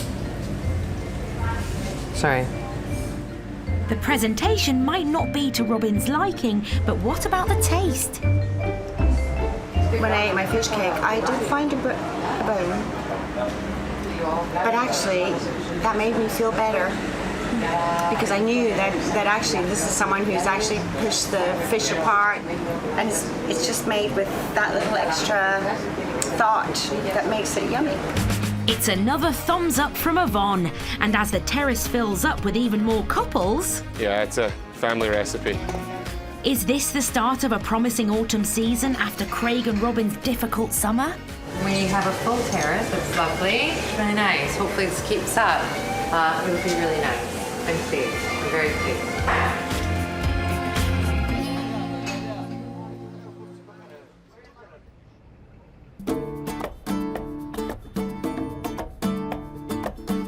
The inland Spanish town of Alcalá la Real, whose ancient whitewashed houses are less than an hour's drive from Granada. Look at that blue sky, not a cloud, and that white. Doesn't it look just perfect? Where Lottie and Pete Nevin are restoring this medieval townhouse to turn it into a B&B and art centre. I do love how they do that, isn't it sweet? Little assembly line. And they never wear those hats, ever. I think they've worn them once. It's now the beginning of August and the deadline for opening has come and gone, so they've had to cancel their first booking. We're thinking we're so nearly there, but not quite, as the goalposts for the finish keep changing. April, May, June, July, and now we're the 1st of August. With another 8 weeks before it's finished, they've now lost 2 months of potential business. So wanted to get this off the ground and have, start the business by the 1st of July. And then I think about 2 weeks ago, I kind of had a moment when I just of acceptance. This isn't going to happen on time. Don't get in a state about it. Stop being so impatient and just go with the flow. This is really transformed, isn't it? At least, though, the house is now structurally sound. The new staircase is in place and tiling has started in the bedrooms. 8 months ago was just rotten timbers, gaping holes, water pouring through, and now it's got beautiful new windows, all clean. I can't wait to put my bed in here. Lottie and Pete had estimated the total cost of the renovation at €140,000. It now looks like they'll have to spend a further $15,000 on top of that. Every bit of saving, every last penny, our children's inheritance, our beer money, has gone into this project. Buenos dias. Hola. ¿Cómo estás? Muy bien. Nice to see you. Hello, dog. With no more money in the bank, they've come up with a radical solution. So you want to put the house on the market? I know. Well, I don't want to put the house on the market at all, but I think we have to. It's a bit painful because we don't want to sell it, and we were rather hoping we could hold on to it because it would be a lovely overflow for the other place, and also we have been incredibly happy here. But unfortunately, the bills have got so huge now that we are absolutely desperate. Yeah. I know. Hey. It's quite different, yeah? Come through. Estate agent Raquel has come to view Lottie and Pete's own house, which they only finished restoring earlier in the year. She was the lady that sold the house to us, so she knows it well. She hasn't seen it for a while, so it's changed a lot since we bought it. Remember, here was nothing, yeah? Yeah, It was nothing. just No bathroom, no rooms. kitchen. Nice. Yeah? The tiles are beautiful, no? Yeah, I love those tiles. This used to be the donkey stable. I love these because this is where they used to tie the donkey, I think. They look a bit rude, I think, but we love this room. In the winter, it is so cosy. Are you leaving the furniture, Lottie? No, I'm not. I need it all. I really need it for the other house. I'm very surprised of the potential that you can have here, and yeah, that bedroom there with the room next to it, you can make an ensuite. It would be brilliant, yeah, wouldn't it? really easy. I'm going to take my camera and then I'm going to make some photos. Lottie and Pete bought the house for just €38,000, but spent over $20,000 renovating it. How much will it fetch after all their work? It definitely has charm, Lottie. I think we could get quickly someone interested.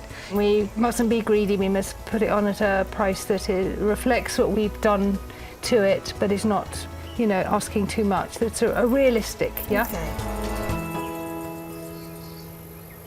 It's amazing when clients buy a house with us and then after a few years they want to sell it again, and then I go in, I say, but you make such a nice place, why you want to sell it? Estate agent Raquel has put the house on the market for €80,000 and seems confident that the house will sell. I don't want to drill into the wall. But Lottie, a little less so.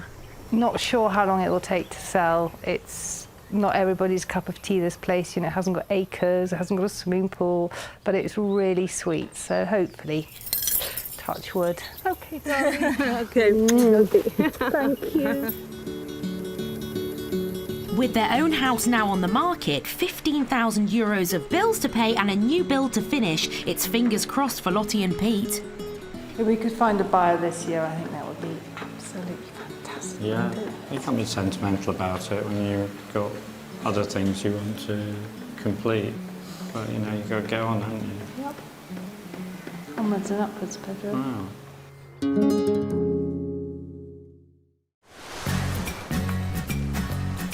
Honda on the Costa del Sol.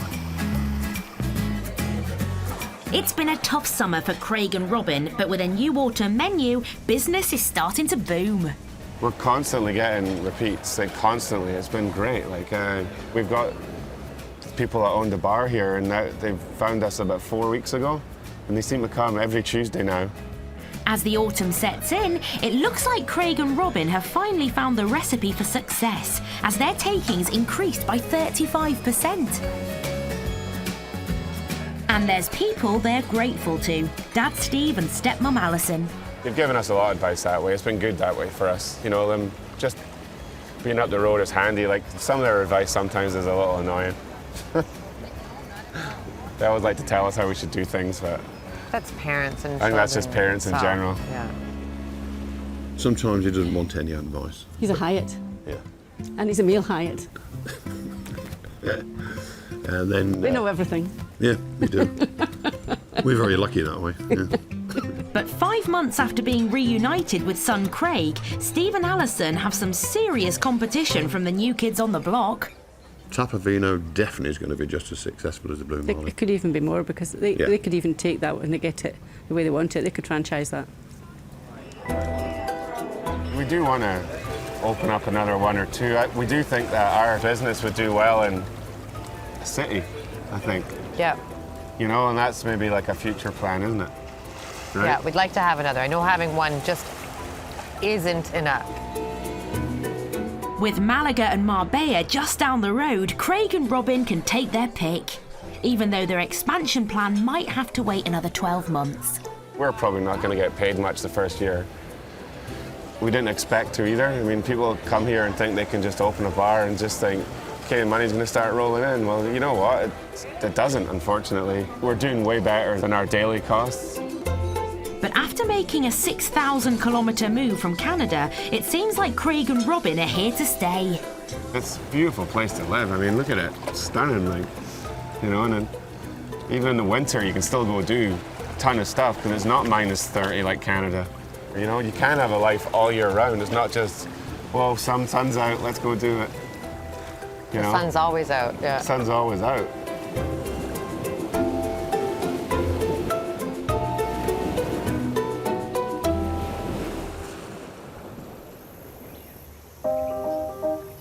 Vonac in the Dordogne. Chris Cutler and his Belgian wife Ariane are now into the summer season selling ice cream. Ice cream is about being happy, and if you're not happy making it, then you're not putting that happiness in the pot. We watch this together. Okay. Chris and Ariane have just received their promotional video. It was a thing of genius to do it in French as well. It's cost them €250, but they're happy with the results. It was quite a lot of money, and it was something that we didn't have to spend, but then marketing's like that. Yeah, it's always like that with marketing. I think it was really worth doing, and I think it came out really well. Chris and Ariane plan to publish their video online, and hopefully this will earn their money back. Time for Ariane to go out and try to sell some ice cream at the local swimming pool. Chris, these two things, you hold them both together.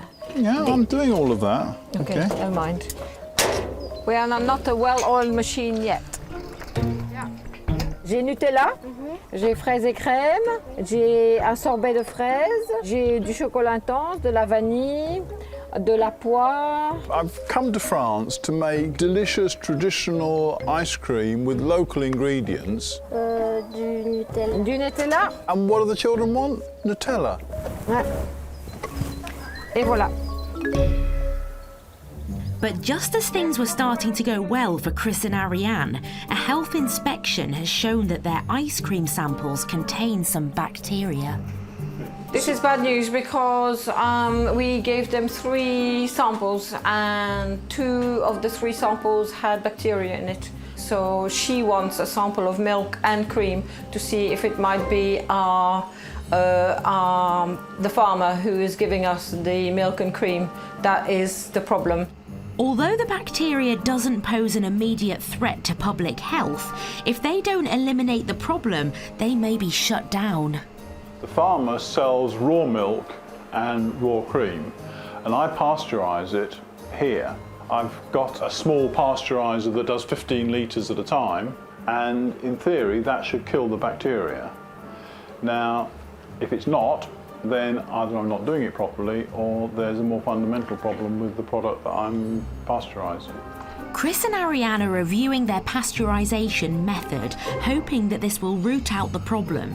Meanwhile, they must continue to send the authorities samples, which is also costing them cash. How much do they charge? It's €50 per test. And we did 3 on Friday, Yeah, and we're going to have to do another 2 tomorrow. Yeah, so, and we have to keep doing them until they come clear. And come clear at €50 a pot, so it is quite a costly process. It's something we could have done without. With further tests denting their profits, Chris and Ariane need to find the cause of their problem, and fast. If it continues, we're going to be closed down. So it's something really urgent. On top of everything else that we're doing, this is our #1 priority now. We need to get these ice creams clean. Next time, Pete and Lottie's Spanish casa is in chaos. I've said to him categorically that we're moving everything in whether or not it's finished. But will this decision be a good move? It would take some to break it, actually. I mean, it's a monster. Richard and Eileen have catering ambitions. We'd like to be able to offer this perhaps once a week, and it gives a good idea of what the costings are. So this is a big test, actually. But is their business plan dead in the water? How much did you spend on this? €72. And the Cutlers fight back. There's no way anyone's going to shut me down. I'm going to do what we need to do. Yeah, we're going to make a success of this. But can they keep on the straight and narrow? Well, this time all the ice cream didn't fall out.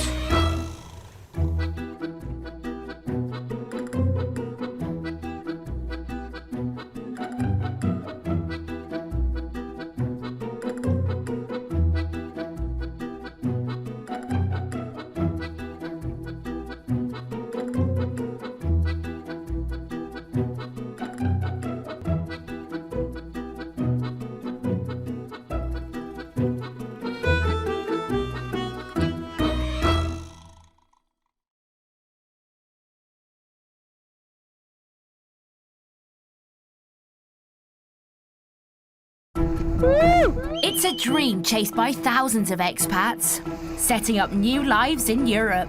It couldn't be any different than Scotland. I feel like I've just been born. There's great weather and property is amazing value. Something like this in the UK would be well out of our reach. But nothing in life is for free. Look at that swimming pool. Yeah, wow. it's way too much money. So to pay their way, enterprising expats are aiming high. That was amazing. And going into business. Oh, you've done brilliantly. On this series, we're with a new group of Brits. I think we just have opened a flower shop. Setting sail and serving up in Spain. Always happy customers here. Running fishing lodges and B&Bs in France. Oh, door's not on. But will business boom? Or go bust? We are quite literally dead in the water. And will these new expats find happiness in the sun? So proud of you and what you're setting out to do. On today's show, the expats whose new Spanish casa is in chaos. I've said to him categorically that we're moving everything in whether or not it's finished. But will this decision be a good move? It would take some to break it, actually. I mean, it's a monster. A French B&B has catering ambitions. We'd like to be able to offer this perhaps once a week, and it gives a good idea of what the costings are. So this is a big test, actually. But is their business plan dead in the water? How much did you spend on fish? €72. And the ice cream makers fighting back. There's no way anyone's going to shut me down. I'm going to do what we need to do. Yeah, we're going to make a success of this. Can they keep on the straight and narrow? Well, this time all the ice cream didn't fall out.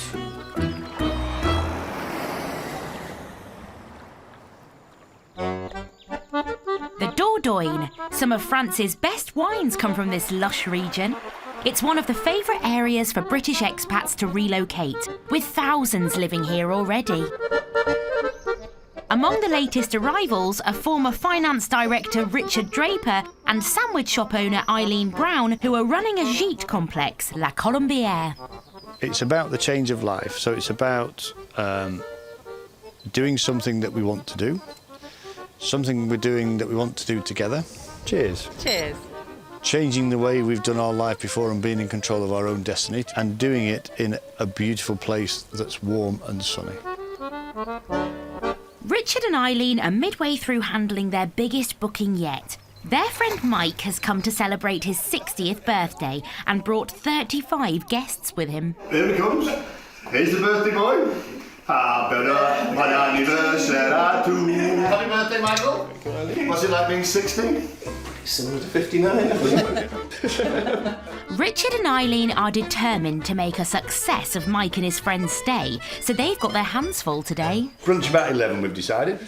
Cocktails by the pool about 4 o'clock. And then the big birthday barbecue.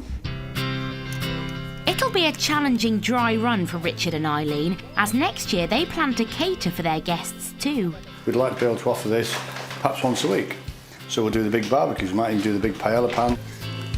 And it gives a good idea what the costings are.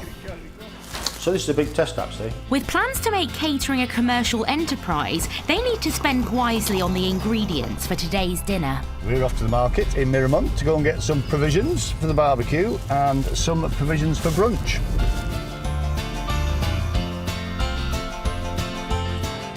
I think supermarkets have taken over in the UK. It's really sad, but look at this. All the produce is fresh and it's in season. So, yeah, we love coming to these markets. Fish is top of the list for tonight's barbecue. Monsieur, le toit de basse, s'il vous plaît. Le filet. Oui. Pour combien de personnes? How many people? Six personnes. 6 personnes? Right. Richard now needs to be careful how much he spends. 72. 72. 72 euros. Expensive fish. Lemon? Lemon, oui. C'est gratuit, le lemon, oui. Oh, merci, monsieur, merci. This is some pricey poisson. Merci à vous, bonne journée. Let's hope the expensive fish will be popular, because if they want to succeed, they can't eat into their own profits. So you probably need a couple of bags, don't we? Armed with the fish and some tomatoes and mushrooms for brunch, it's back to the gîte. That fish is probably £6. That is gold-plated fish. Right, Benj, we need to allocate that into 6 equal slugs. How much did you spend on fish? 72 euros. Fresh as the day is long. How much fish have you got? Got 6 sea bass and 4 salmon. 4 salmon. As Eileen gathers the order, let's hope there'll be takers for the fish. Okay, ladies. Ooh. Would you like steak, salmon or sea bass? Oh, sea bass, please. Salmon. I'll have salmon. And would you like a burger starter as well? Okay, thanks. Well done.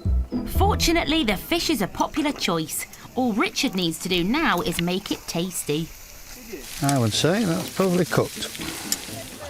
Food's absolutely delicious. It's been really lovely, really relaxing. Everybody's mucked in. Very good. The barbecue. Barbecues, well done barbecues. The main's a hit. Now time for dessert. Happy birthday to you.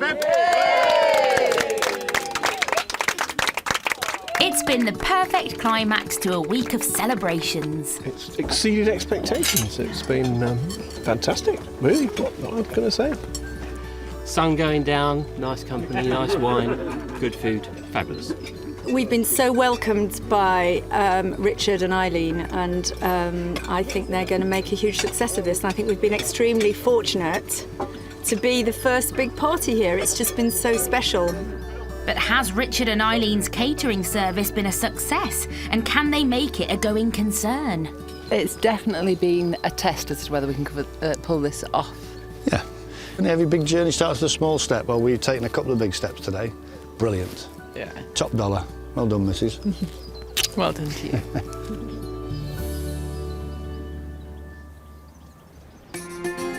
Jaén Province in southern Spain. This inland region is packed full of small artisan farmers producing delicacies like Serrano ham. With house prices up to 50% cheaper than the touristy coastal towns, this area has become increasingly popular amongst British expats. Among them are artists Lottie and Pete Nevin, who moved to the town of Las Pilas de Fuente Soto. And we share, we share our skills with the village and they share their extra tomatoes and peppers. It's a brilliant system and we love it. Lottie and Pete are turning a medieval house into a B&B in nearby Alcalá la Real, but are already months behind schedule and €15,000 over budget, forcing them to cancel their first booking. Lottie, what's up? Yeah, well, it's so bloody long since I've seen you. I've had this colour over a month. That is how long you haven't been here. Okay. Let's have a look upstairs. They've even had to put their own house on the market to pay for the overspend. But now, at the beginning of August, it looks like the end is in sight. I've said to him categorically that between the 15th of September and the 20th of September, we are moving everything in. And we're moving everything in whether or not it's finished. I just think if we can get that cooker in, that's going to really focus the mind on getting the kitchen done. Yeah, next week would be good. Del 8-9 de septiembre.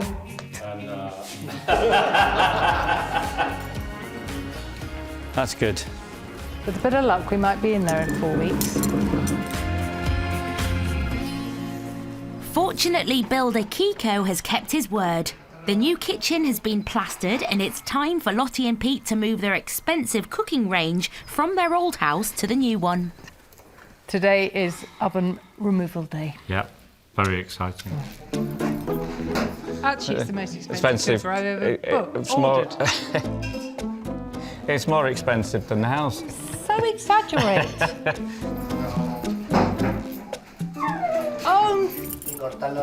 What? I've just remembered something quite crucial. I said to Kiko, we must have an electrician here today. Electricity had a key? Yeah.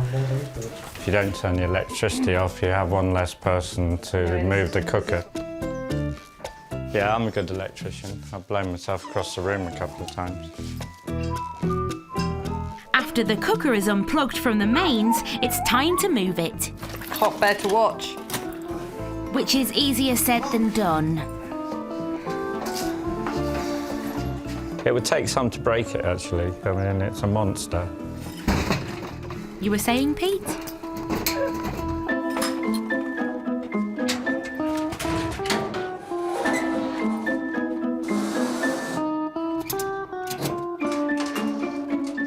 With the cooker finally on the lorry, Pete and Lottie can breathe again. Or maybe not.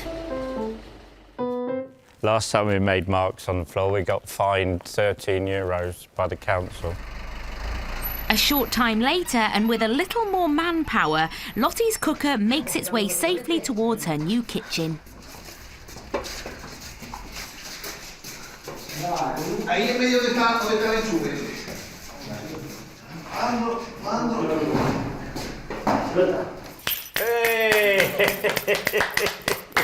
Fantastic. Yeah. Oh my God, look. Yes! It does look beautiful, doesn't it? Installing the precious cooker is a step towards making Lottie and Pete's new house habitable. And meanwhile, the tilers have made huge strides in the bathroom. It is so lovely having a bath. What are you doing in there? See you later. Not next week, but the week after, I'm actually going to be in there. I like your optimism.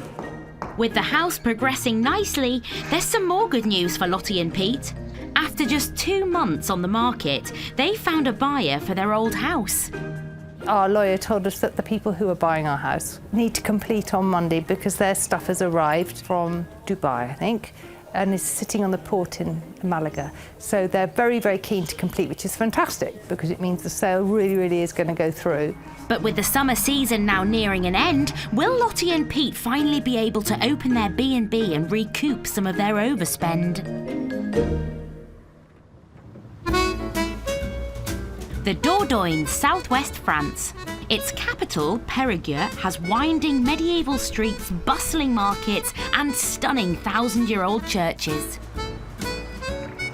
Chris and Ariane Cutler moved to this region to launch their traditional ice cream company, Glace de Vonac. Ah, oui. Networking. It's what she does all the time. I've no idea who this person is. I'm sure she hasn't met her before, but she's talking about ice cream, and that's what makes it so successful. But right now, Chris and Ariane could face having to shut the business as environmental health checks revealed bacteria in their ice creams. They think using milk from a local supplier could be the problem. We came here to make ice cream with local products. And this farmer, who's become our friend, produces the milk and the cream. And so if we can't buy our milk and cream from him, it cuts across our philosophy of making a local product with local ingredients. Chris and Ariane have also employed an independent consultant and need to sort out the problem fast, or it could be curtains for their fledgling business. There's no way anyone's going to shut me down. I'm going to do what we need to do. Yeah, we're going to make a success of this. A few days later, they think they've identified a potential problem with Chris's pasteurisation process. I was following the process, but I wasn't cooling it down quick enough. And as soon as I cooled it down quick enough, and they retested it, it passed. It's such a sort of sense of relief because we fixed the cause and it fixed the problem. Retesting has shown that the problem has now been solved, so production can restart and, importantly, they can keep using milk from their local supplier. The guy who does our milk makes every effort to have the least bacteria possible. But we could use sterilised milk, sterilised cream, and we wouldn't not have all this problem. But there's no taste to it, and it's not local. With production back up and running, they can concentrate on marketing their new ice cream lines, including a beer-flavoured ice cream designed by Chris. A lot of people do like beer, but they are not keen on trying the beer flavour. But yeah, Chris wants to persevere with that one. Yes, have you got vanilla, please? I can get you more vanilla, yeah. Ariane is about to get a chance to push their new product at a local festival. Are you full yet? Yes, and I think that's enough. But she's on her own as Chris has to continue producing ice cream to meet growing demand. Right, you off now? Yes. I've done the caramel. I'm going to do the strawberries and cream this afternoon, but then I absolutely need to do chocolate and Nutella for tomorrow because you're nearly out. Yeah, and don't forget my peaches. Peaches? Peaches. Yes. Yes, yes, dear. As Ariane arrives at the carnival, the biggest challenge is the first one, getting her bicycle and heavy freezer off the trailer. I need to find a volunteer, and as I am a woman, it's usually okay, and I can see one coming, so I shall go and ask. On y va. Voilà. Et voilà. Oof. You can always rely on the kindness of strangers, especially when a free ice cream is the reward. Et voilà. Merci beaucoup de votre aide. Off we go. I am not cycling.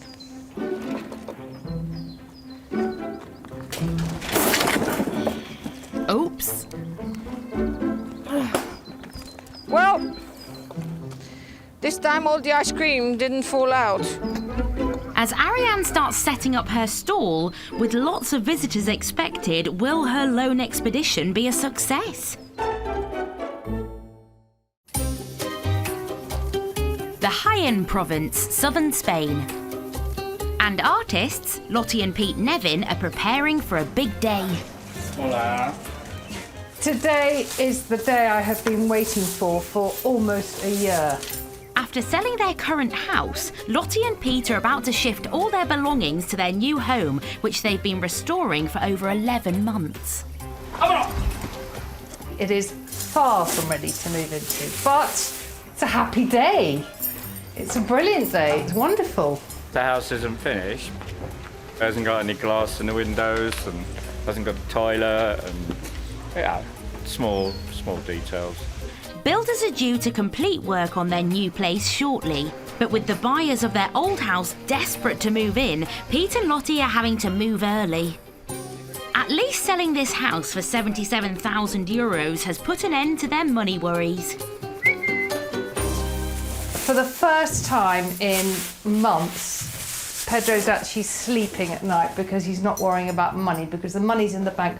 A lot of tension for months and months and months, thinking, oh, well, I can afford this, can I afford that? And now the pressure's off a little. Lottie and Pete need to complete the removals before sundown to allow the new owners to move in tomorrow. Why do I have to have so much crap in my house? You always say, I'm never going to move again. And you do.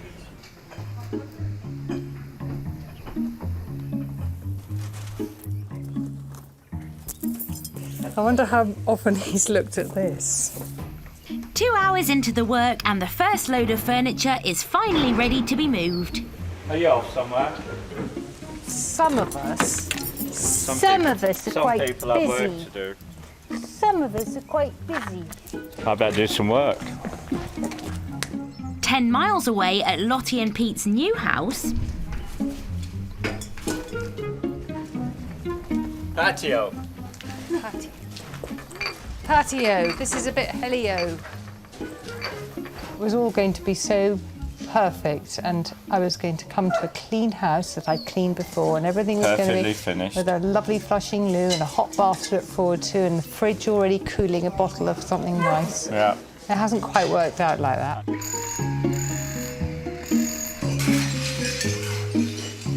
the entrance to the house, the art studio and the bedrooms are nearly complete. But not having a finished bathroom means that Lottie and Pete might have to improvise for the next week or so.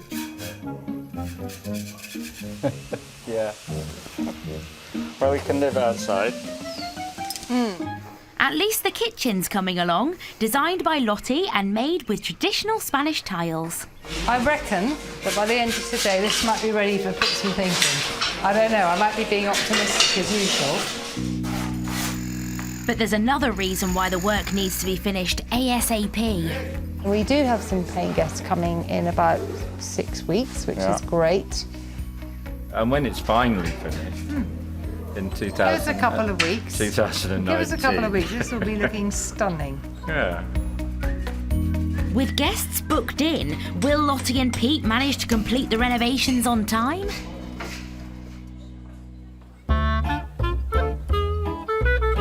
In the French Dordogne, it's mid-August and a very important day for Ariane Cutler and her husband Chris's new ice cream company. I am not set up yet. I haven't plugged in the electricity. So I've just been selling about 15 ice creams, just arriving like that. Ariane is setting up at the Nexon Carnival, a large village fete south of Limoges, with many visitors expected and temperatures of 32 degrees forecast. It's perfect ice cream selling weather. I've got about 200 pots on board today. So, I'm hoping to be empty by the time I leave tonight. Right. Bonne chance. It's a good start, but there's still Chris's unusual new flavour to sell. Right, here's the beer one. It's a blonde beer. It's disgusting.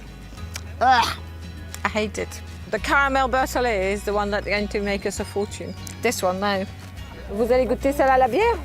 Non, il y a une glace à la bière aussi. À la bière? Oui. Non. Est-ce que vous voulez une glace à la bière? Non, non, pas de glace à la bière. Non, ça se boit à la bière.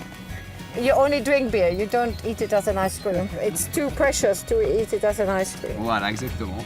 So far, the beer ice cream has had a frosty reception, and if Ariane fails to sell any today, they may have to put this idea on ice. Time to break the news to its inventor, husband Chris. I am trying to push the beer, but I'm not very successful. Apparently, beer should be drunk and not eaten as an ice cream. Okay. I'm pushing, but without success. Bye. Whilst beer might not be the moneymaker they hoped, another of their speciality varieties, goat's milk ice cream, tempts a passerby. Voilà. Merci. Ah, you came straight for goat. We do ice cream with goat milk. It's a very subtle. Ah, elle est bonne. Ah, merci beaucoup. Merci. And straight after, it looks like another customer is willing to experiment. J'ai caramel beurre salé, miel et noix, mais j'ai aussi bière. D'accord. Oui. D'accord, ok. D'accord. Bon, alors goûtons ça. Oui, voilà. C'est vrai? Oui. Ah, c'est bon. Vous aimez? Ah ouais, c'est très bon. Parfait. C'est aussi rafraîchissant qu'une vraie bière. Ah oui. Success at last. It is tough to sell those beer ice cream. I have sold an awful lot of other ones before this beer one. As the day draws to a close, it's time for Ariane to take stock. It's been a very successful day for me. There's been a steady trickle of people, and I've sold about 100 ice creams. The beer has not been as successful as I would have wished, but I sold 5 of them. That's about €300 for a day's work. But will the rest of the summer be a success?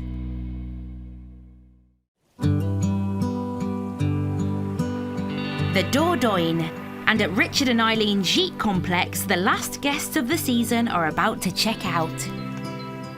It's been an absolute pleasure to host your 60th birthday, and thank you for choosing La Colombia for it. It's been an absolute pleasure. Cheers. More than lived up to expectations. It's really been really good. I would recommend anyone else to come next year. It'll go on to bigger and better things. Hosting friend Mike's birthday party and his 35 guests has been the biggest booking this year for Richard and Eileen. I suppose for us, this signifies the end of our first season, really. And for me, La Colombia has worked as I thought it would when we embarked on this adventure, 10 months ago? It's been absolutely bloody brilliant, thank you. Absolutely brilliant. Absolutely stunning. I think I'm going to cry. It's been brilliant. No, it's been great. Thank you. No, thank you.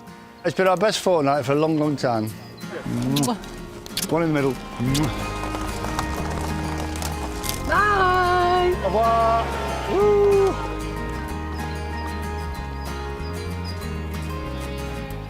I've got some tears in my eyes there. Yeah, I'm dead sad.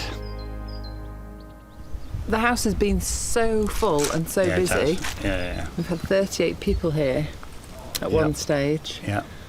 And then there were 2. And then there were 2. Yeah, me and thee. Yeah. But informed by reviews from their guests, work doesn't stop here.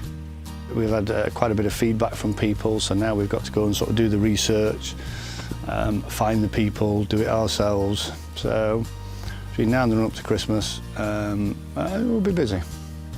With plans to improve their disabled facilities alongside general maintenance and painting, part of their profits will be reinvested back into the property.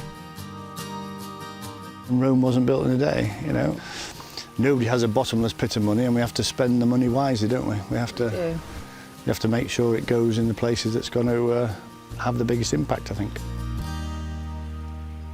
We've got big spaces here that are unproductive, and it's finding ways of turning that into utilisable space for the benefit of clients.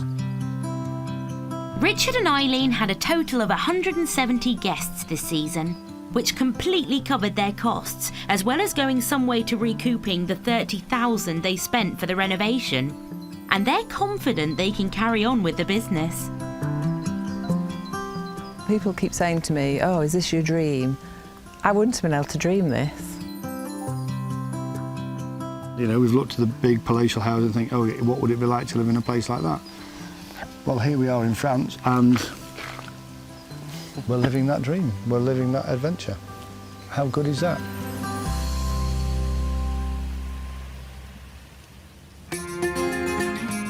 In Alcalá la Real, work has finally finished on Lottie and Pete's B&B, just before their first guests are due to turn up. Yeah, it's novel to have a house that you can switch and it will be warm. And it's a novelty having a bath. It's a novelty not having to pee on a bucket at night. Yeah. The completion of the work has come 6 months after their original date. Yeah, I think it takes a while to sink in because so much has been going on and we've had all our furniture in the yard till about, 8-9 days ago. The house has a large downstairs entrance, which has been built around the pre-existing traditional features. What we love about this area is the beams and the walls, and for me, I love the space. Just 6 months ago, the staircase leading to the bedrooms collapsed, increasing the cost of the project and forcing Lottie and Pete to build a brand new one. This area here, which only a few months ago was a heap of dust and rubble because the staircase fell down. In hindsight, I'm so thrilled they did fall down because we've ended up with a much nicer thing than before. Lottie and Pete plan to run art classes as well as a B&B here, so they're converting the old dairy into an arts room. Right, studio. So this will be the studio. It'll take time to work out exactly how the studio in terms of print will work, but we've got really good walls for painting. I wanted to attract people who maybe hadn't made art before but would like to come at work. Lottie and Pete's first paying customers are due to arrive in just a week's time. It's a party of 3 who will stay in their 3 guest bedrooms. Ta-da! I'm actually feeling already jealous about people coming to stay in this bedroom. That was given to me by a friend. Oh, and then this mirror I bought the other day. I was so excited. I said to the woman, oh, I'll have that mirror on the shelf. That one, yes, the one at the back, the one right at the top. And I could feel her face going, oh, God. I bought it at home and I put it on. It's one of those crazy ones that makes you go a weird shape. Ooh. Anyway, I've got it now. I'm not changing it. It's perfectly fine. And then in here, originally, there was 1 bathroom in the house. So we chopped it into 1/3 and 2/3 to create the ensuite, which I hope will add a sort of je ne sais quoi to this special bedroom. As they prepare to finally welcome guests, Lottie and Pete will soon get a chance to show off the fruits of their hard labour. The end result, the end feel, the end style, the end ambience is absolutely what I had hoped for.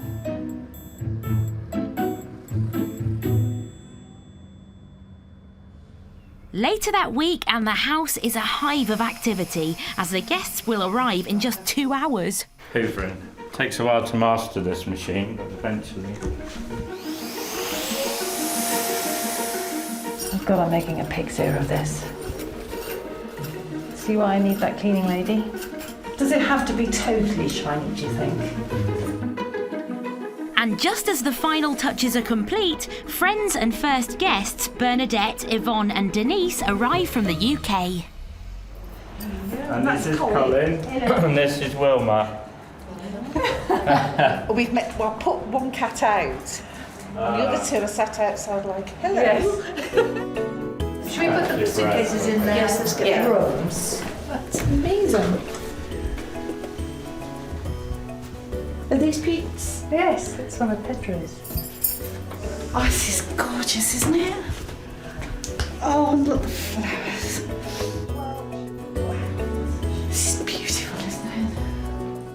Well, considering the pictures we saw from before to how it is now, they've done a phenomenal job. It's awe-inspiring, isn't it, really? Do you know? It's absolutely gorgeous, absolutely gorgeous. It sounds like the place has made a good impression on Lottie and Pete's guests. It's really lovely when someone walks into the room and says, oh, it's lovely, you know? That's what you hope. Lottie and Pete are providing meals as well as accommodation, but they've never run a B&B before. Good day. Okay, Neville, you better go and check everyone's got a drink. I'm going to go on and make the supper. I've got a drink. This is so grown up, isn't it? Is that how it's done? Actually doing this for real. whole year talking about it, and now I've actually got to perform.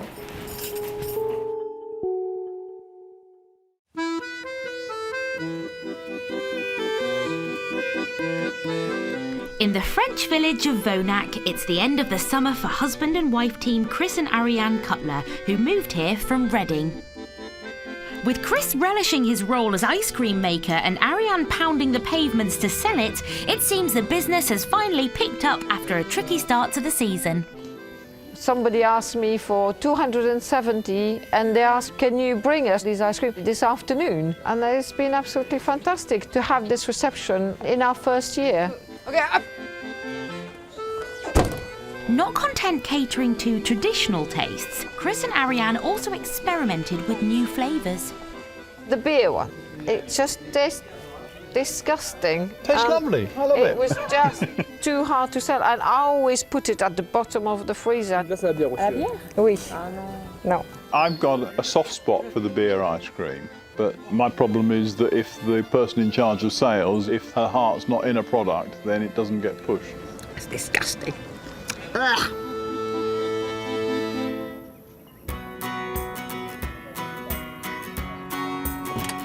But despite her misgivings, Ariane is giving the beer flavour one last push at a newly built theatre. She's taking 7 varieties for them to taste, and hopefully they'll buy them as interval snacks. So it's a matter for them to taste, to see which flavours they're going to take. Cross fingers, that's what I'm hoping that they're going to do. Voilà, bonjour Lionel. Bonjour. Je viens pour que tu goûtes mes glaces. Getting in with a new theatre could be a big boost to support them through the winter. Merci. J'ai miel de lavande, bière. And they're optimistic about today's meeting. We've been amazed at how quickly people have got to know our product. Oui, oui. Merci. But what will the theatre company staff think of Chris and Ariane's produce? Donc, qui veut de la poire? Moi. Voilà. Café au lait. Café au lait. Tiens. A great feeling for me is when there are people sitting around actually eating your ice cream and saying, oh, this is really nice. And you get quite a buzz out of that. Super. It seems like the ice creams are going down well, and that's including Chris's adventurous beer flavour. They didn't want to try the beer, and I forced it a little bit, and now they're really liking it. And I wanted to bring the beer because it's going to be theatre in the evening, and so in the evening I'm thinking that beer might go better. It was very successful, they loved it, and I was able to also get a firm commitment for their first real performance, and they will be serving ice cream. It's fantastic. It's all snowballing, but it's snowballing very well.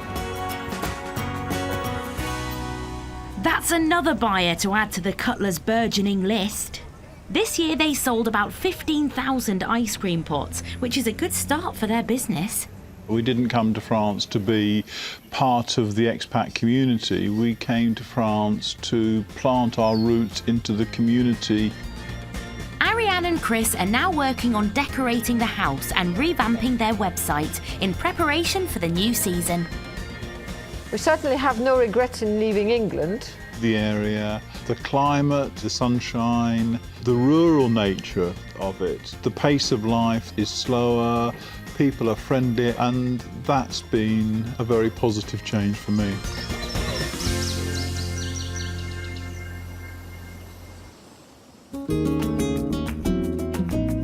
In Alcalá la Real, southern Spain, artists Lottie and Pete Nevin have been hosting the first group of guests at their newly restored B&B. So I've got a bit of cleaning up to do this morning. Yeah, there's lots going. We've had a really, really good time, actually. Guests Bernadette, Yvonne and Denise have been staying for a week now and are taking part in Pete and Lottie's art classes. The shadow here, you know, think about where you are in relation to it. What you get isn't just the food and the accommodation and the beautifully restored property. What you get is the energy from Lottie and Pete. I have said to them, listen, be honest with me, tell me, what's not working or what. And I think pretty much everything's gone as I'd hoped. What I'm really pleased about is how the space works, because you never really know with a house until you've got a number of people in it, how it works, you know. And actually, I'm really thrilled because it works how I'd hoped it would. You know, there are enough loos, there's enough bathrooms, there's enough space for people to, you know, if they want to go off and do something on their own, there's all of that. And I'm pleased about that. There is, however, a slight problem. Lottie has booked in an extra guest, but she doesn't have any spare rooms. Silly Lottie overbooked. And I overbooked because when the lady said she was coming at the end of November, I assumed she meant in a week. So I said, yes, that's absolutely fine. And I didn't actually say the crucial thing, which is, oh, what dates? Because I just assumed end of November meant end of November. The double booking means that guest Bernadette will have to move into her friend's room, where there's a sitting room with an extra bed. Thankfully, she doesn't seem to mind. It's fine, and it's you know, it's one night. Bye-bye bed. Next door.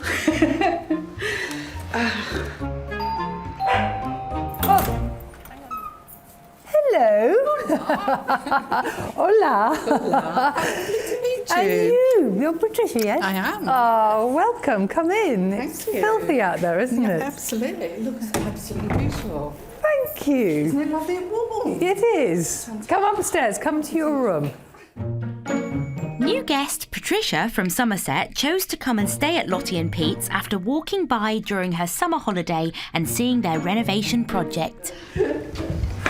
How lovely. Isn't it beautiful? Yeah. I think it's absolutely fantastic. As soon as you come through the door, you can tell it's been so beautifully done. It's amazing. I love it. It's so Spanish, it's so original. I think Lottie's put some beautiful touches everywhere, and I can't wait to stay. It seems their B&B is proving to be a hit. Early feedback from the guests suggests that after months of painful renovations, their business dream is finally coming true. It's an enormous thing to have your first paying guest. I mean, you know, I've lain in bed for months and months and months envisioning how it's going to be and, you know, and planning everything. And then suddenly it arrives and you think, oh my God, you know, is it going to be okay? And actually, I think it's been okay, and I think, and I hope that everyone's had a really nice time. And as their latest guest settles in for her stay, there's some more great news for Pete and Lottie. The architect, who we hadn't seen for months, came running up the street, flapping a piece of paper, and he said, I think you own half that building next door. And we said, stop it. Are you serious? So from here to that wall, we think it's part of our deeds. Everybody knows we actually want to buy that plot of land because we've got big ideas for that as well.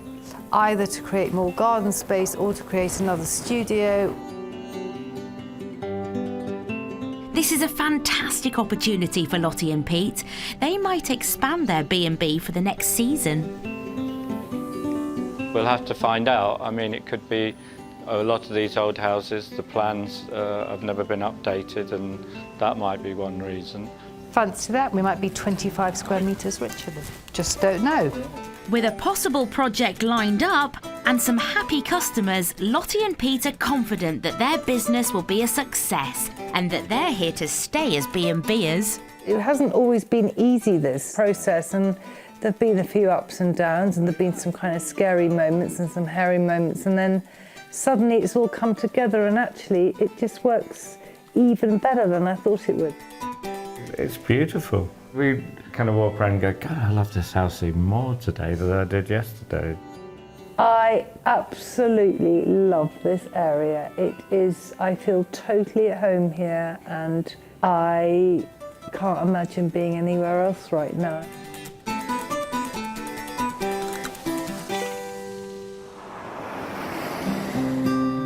Since November, Lottie and Pete have taken more bookings for next summer. Pete is planning on expanding his courses online as well as in the studio.